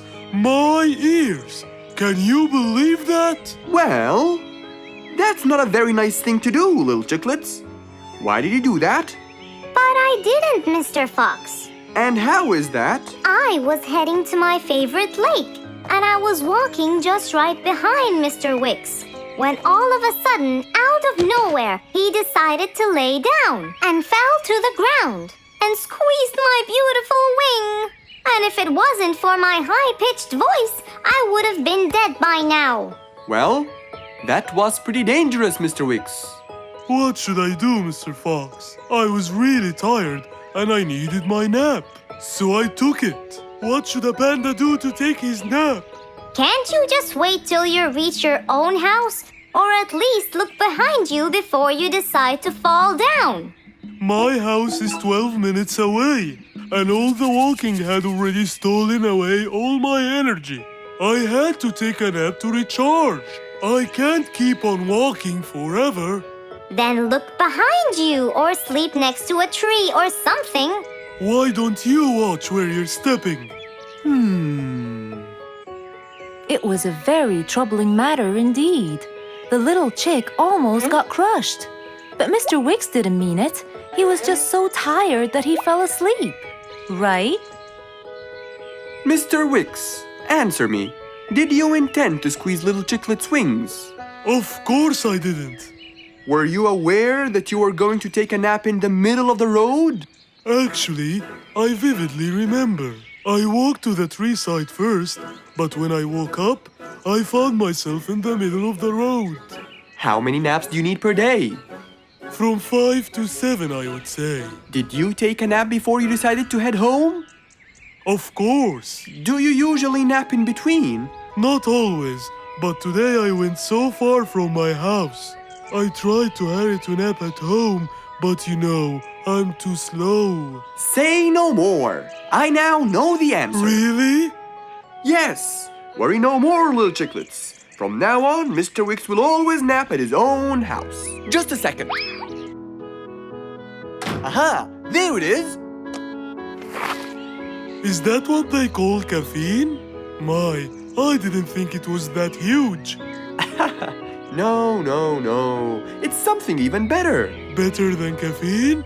And chocolates too.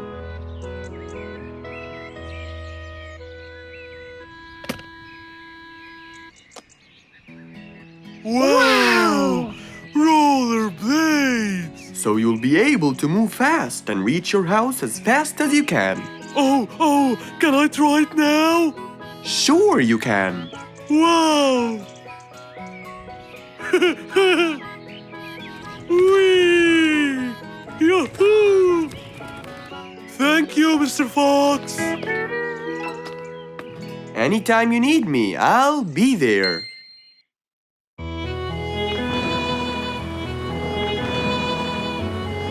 One day, the mighty eagle flew to his nest. All he wanted to do was rest. He felt bitter, he felt cold. He was really getting old. He knew he needed someplace new. So, off to Mr. Fox he flew.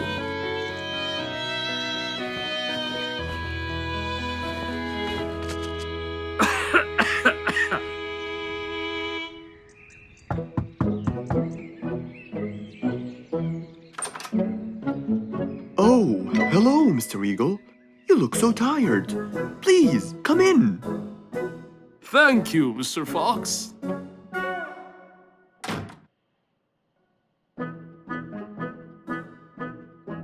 Now tell me, how may I help you? Mr. Fox, I spent years in prosperity and glory, but I'm old now and tired.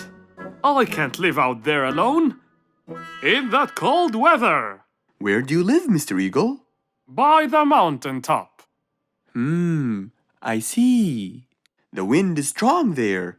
I bet you catch a flu every now and then. Well, I didn't used to, but that's all in the past. Now I'm old and weary. I'm not what I used to be.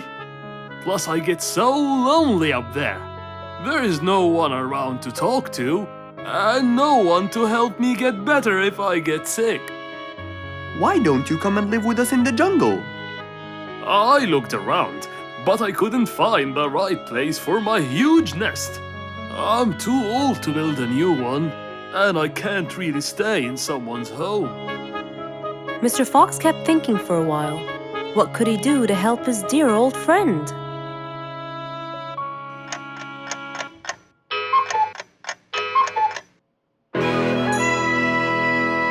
I got it. I think I can help you build a new house. Have no worries.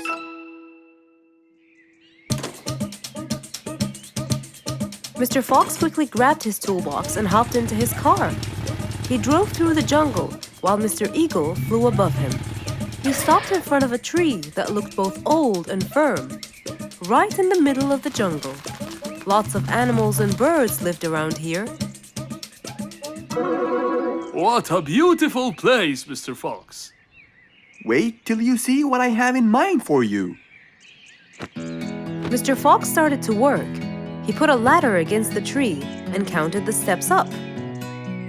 1, 2, 3, 4, 5, 6, 7, 8, 9, and 10. When he reached the tree branches, he opened his toolbox and took out some wooden plates. Then he started putting them together. All I need now is some nails to make sure everything would be A-OK.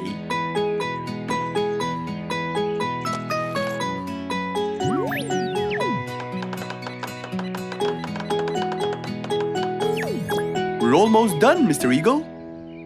Can't wait to see what it will look like, Mr. Fox. Oh my! What a wonderful treehouse! And it's all yours, Mr. Eagle. My own home. I can't believe it. Thank you so much, Mr. Fox. You're most welcome. As Mr. Eagle got inside his new house and closed the door, he felt a happiness like never before. He knew Mr. Fox's idea was truly the best, for there was comfort, there was warmth. He felt really blessed.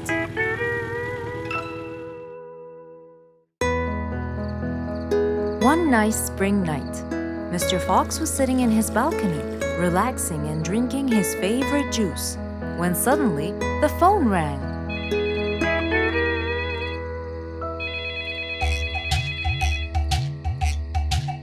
He wondered who would be calling him this time of night.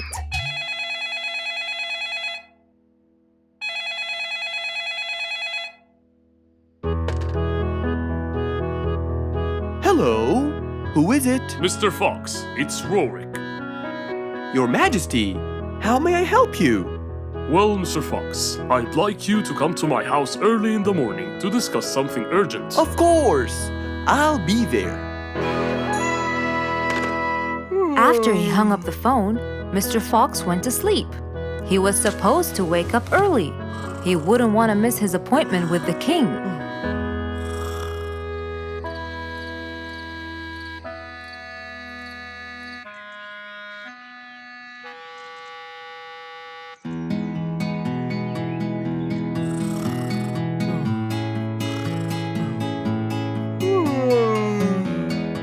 Early next morning, Mr. Fox woke up and went to wash his face. After that, he got dressed and was all ready for his appointment with the king. He got into his car and drove off.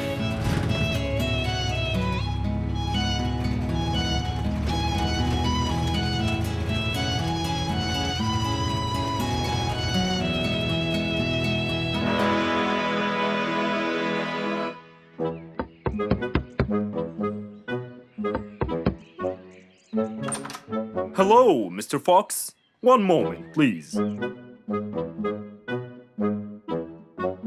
Your Majesty, Mr. Fox has just arrived. May he come in? Of course. Let him in. Come in, Mr. Fox. His Majesty is waiting for you. Good morning, Your Majesty. Hope I'm not late.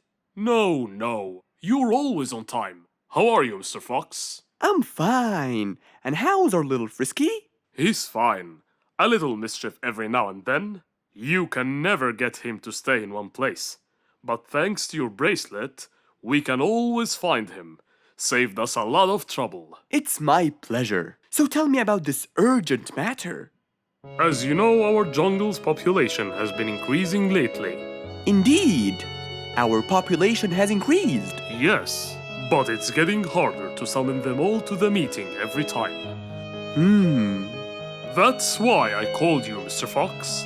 I need you to figure out a way for me to reach all the animals at the same time. Let me see. I need to think this through. That's okay, Mr. Fox. But please, don't take too much time. Don't you worry, Your Majesty. I will find a solution by tomorrow. As Mr. Fox got into his car to get back home, he thought all the while about the king's request. How could he help the king with his problem? With everything else Mr. Fox has faced, this might be a slightly bigger challenge for him.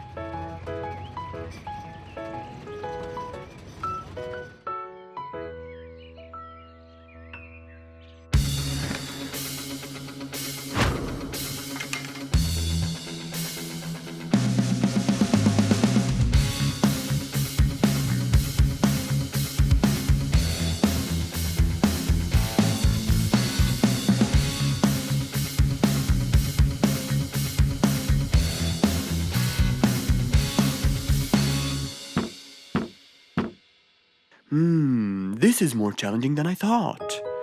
Maybe a short break will help. Mr. Fox went back to his house and sat on his sofa. Since he can't think anymore about the king's request, he thought it would be great just to relax and watch his favorite TV show. Everything was peaceful and quiet. But then suddenly, I got it! Mr. Fox rushed back to his workshop. He quickly designed a new device. He carried the new device to his car, and off he went to King Rorik's place.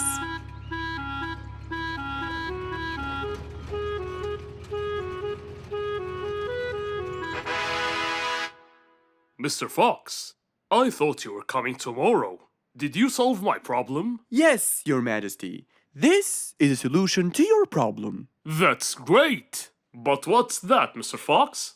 This is a megaphone. I made it specially for you. Every time you need to meet the animals, all you have to do is roar into it. Mr. Fox, you're a genius! But be careful. It's powerful. So make sure that no one is around you when you use it. Of course! I can't thank you enough, Mr. Fox. You're a great asset to all of us. It's my pleasure, Your Majesty.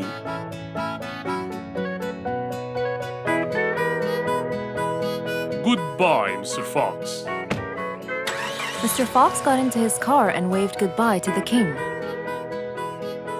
He was feeling happy and pleased. The problem was now solved, and he was able to help out a friend once more. Just imagine if you woke up one day and all your food was gone. Your house was a big mess and the oven was turned on. What happened exactly? You really can't tell. But that's what happened to our friend Giselle.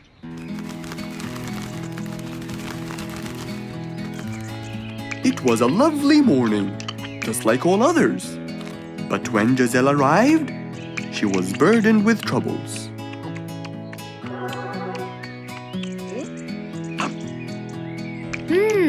These are good. Yeah, my mom makes the best pancakes in the world. Look, it's Giselle. Hey, Giselle, come join us. Have some of these delicious pancakes. Thanks. I'm not hungry. What's wrong, Giselle? You guys, I think a thief broke into my house. What? Food has been going missing from my home, but I didn't think much of it. But the amount of food disappearing kept getting bigger and bigger. And yesterday, all of my food went missing. And there was a huge mess at my house. I even found the oven turned on. My house could have burned to the ground. Oh, I'm so sorry to hear that. Are you okay? This sounds really dangerous. What if this happens to my house next? Calm down. Whatever it is, I'm sure we can deal with it. Giselle, let's go to your house and check it out. And so, they left for Giselle's house. They had no idea what would be waiting for them. Oh dear, what a mess. Did you not hear them at all?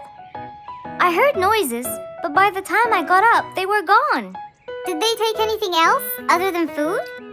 No, nothing else is missing. So how do you explain all this mess? Maybe they were trying to find their way in the dark. I think Bingo's right. They didn't want to turn the lights on so no one would see them. Yes, but there are more important things. A thief had been here last night, and I don't think Giselle had time to worry about all the dishes. You're right. These are not mine. I didn't use these. That means that whoever was here didn't just steal the food. They ate it all here. That would explain why the oven was on. They cooked. Okay, calm down. We'll figure out a plan to catch them. But first, let's clean everything up. They started cleaning the house, trying to help their poor friend out, while being so worried about what's going to happen next. Any idea how we're going to catch them? I have an idea. We'll have a neighborhood watch. You know, we'll stay up around the house so we can catch them as soon as they come near. Sounds great. Giselle, why don't you go and get some sleep? We'll take care of it. Thanks, guys. They all sat in anticipation, ready to jump on the thief without any hesitation. But hours passed by with no one in sight. They started to become very, very tired. Does anybody else feel a little bit sleepy? Yeah, and cold, and a little hungry.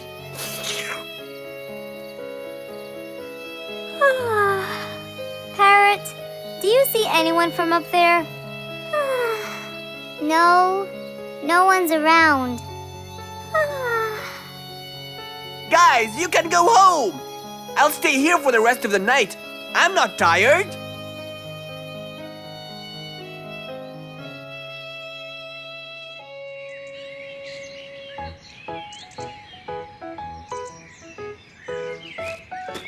Good morning.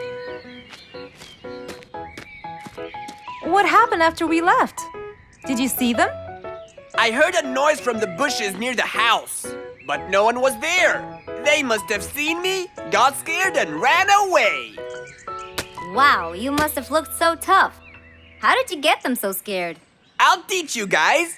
First, you have to stand chin up, hands on your waist, and look so focused. Then, you walk back and forth in front of the house, so they wouldn't have a chance. Don't get distracted by anything, and most importantly, carry a weapon. A weapon? Yes, these are mine.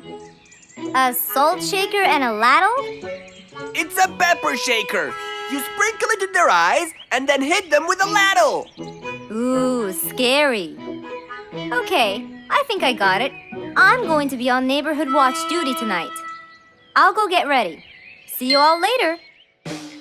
And so, with a big responsibility to bear, Bingo guarded the house, steady and aware.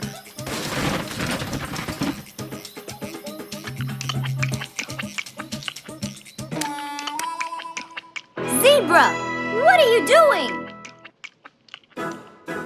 What? Where am I? Giselle's house. What is that noise? Did you catch him? Yes, it's Zebra. He's been sleepwalking and eating all your food. Oh no! Giselle, I'm so sorry. I wasn't stealing your food. This happened before. I sleepwalk a lot. Don't be mad. I can't believe it's been you all along. That is so funny. You're not going to tell everyone about it, are you? If she doesn't, I will. I knew you couldn't scare a thief away with a ladle. You could! You know what? I'm just happy Giselle is safe. I'll just go home now. I need some sleep.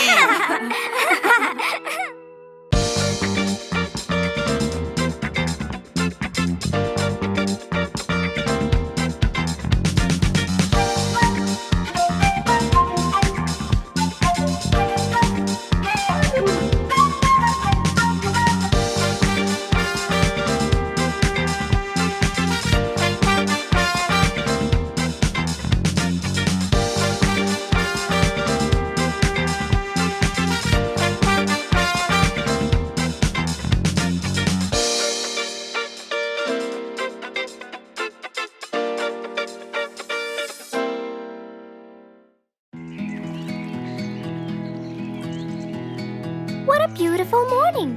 Mr. Falcon should have been here by now. He was supposed to get me some sugar candies from the other side of the river. I can't cross that river on my own. I can't swim. I'd better go to Mr. Fox. He'll tell me what to do. And since Mr. Fox helped many more, she went to him and knocked on his door.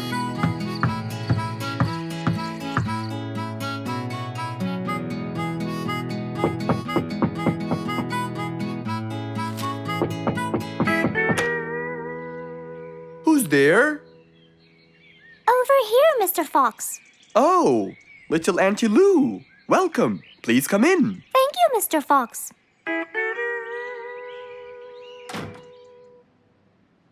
What can I do for you? Mr. Fox, my problem might seem small, and I know how busy you are, but Don't worry, Auntie Lou. Whatever it is, we'll find a solution. Tell me, what's bothering you? sugar candies. Sugar candies? But you love them. Yes, Mr. Fox, I do. That's the problem.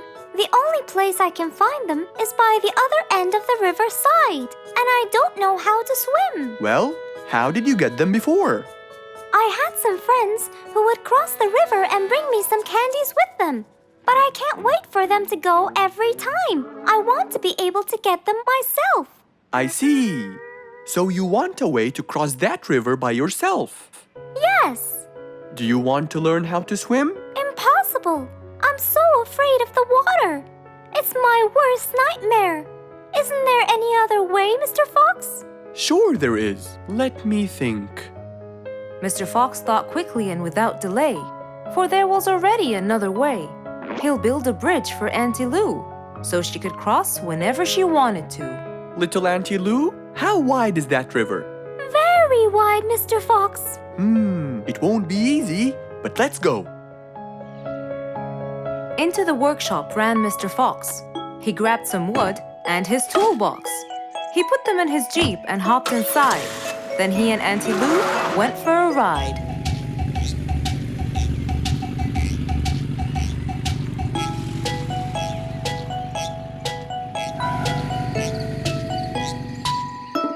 Little Auntie Lou, that's not a very wide river. But it is to me, Mr. Fox. You're only saying that because you're too big. Maybe you're right. Little Auntie Lou, let's get started.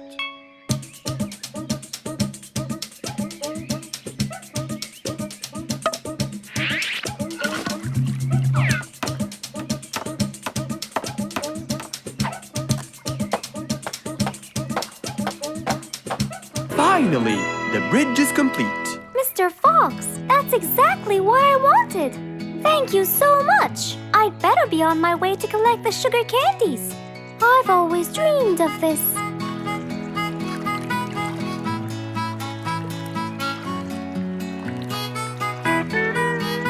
Enjoy the candy, little Auntie Lou. After giving his friend a happy end to the day, Mr. Fox took his car and carefully drove away.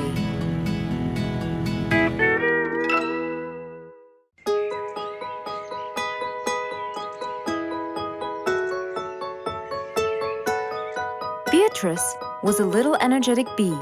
She wakes up early, eats her breakfast, and checks on her honey. Then she goes out to collect some nectar. That smells great. I'll take some from here. Wow, that looks fresh. Here's my favorite type. And so, she went collecting all the nectar she needed, and when she was all done, she went back home. But as Beatrice came closer and closer, she could see that someone had been to the hive. Oh no! My honey! It's all gone! Who could have done this?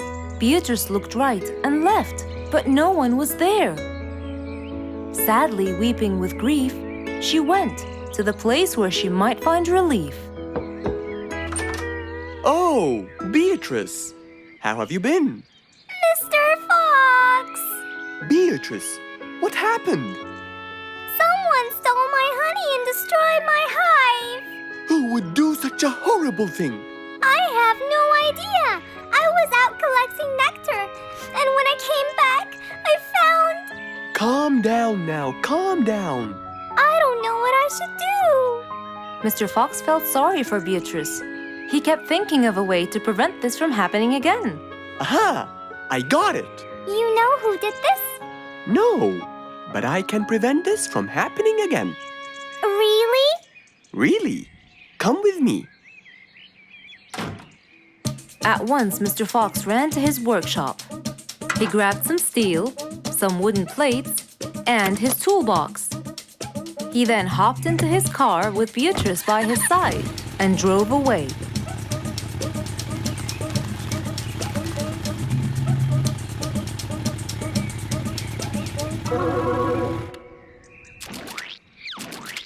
Oh, See? I told you. It's a complete disaster. you were right. But don't worry, everything will be okay now.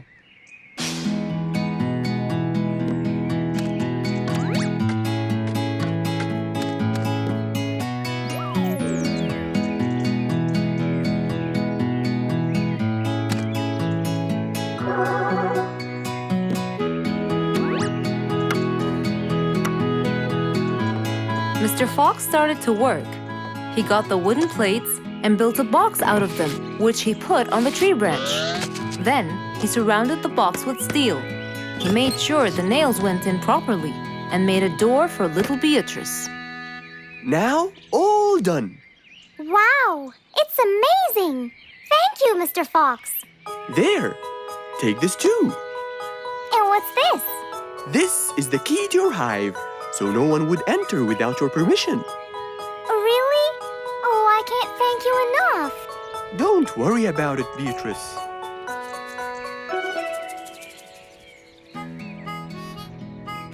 Here, Mr. Fox, this is for you.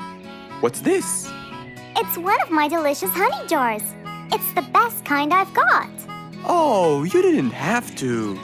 Well, thank you, Beatrice. And as Mr. Fox drove away, he thought that this was the perfect end to the day.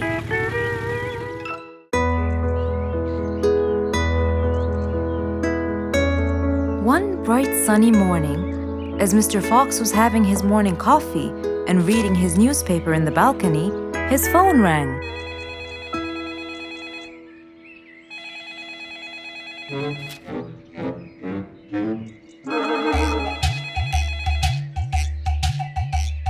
Who could it be so early in the morning? Hello? Hello, Mr. Fox. It's Rorik. Oh, hello, Rorik. How are you today? Not very good, I'm afraid. Why is that? My piano. I tried playing it today, but it sounds weird. How so? I don't know. Could you please come and check it out? Sure, I'm on my way. Thank you, Mr. Fox. I'll be waiting for you. And I'll be right there. So, quickly, Mr. Fox changed his clothes.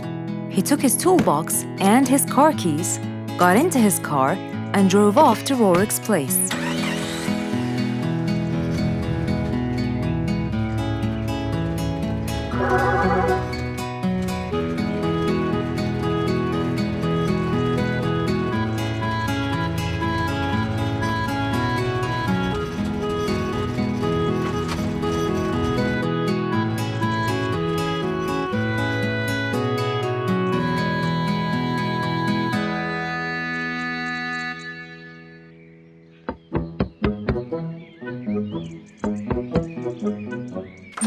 Hello, Mr. Fox. One moment, please.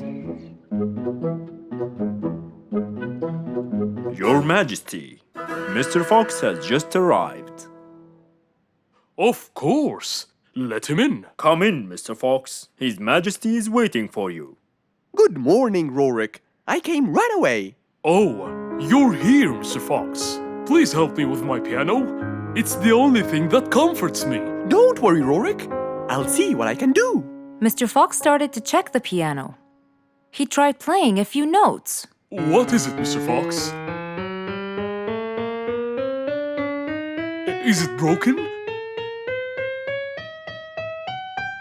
Mr. Fox, please answer me. It sounds horrible. It's not broken, Rorik. It just needs tuning. Do I have to buy a new one? No, Rorik. It's very simple. I can tune it for you. Really? Thank you, Mr. Fox. I almost had a heart attack. However, Oh no, not that word. I'm sorry, but it might take a while. Oh, it's okay. I can wait. Okay then, I'll get started. Please, Mr. Fox, do your best. It's my everything. Don't worry, it'll be good as new. Mr. Fox opened his toolbox, grabbed a few things, then started to work.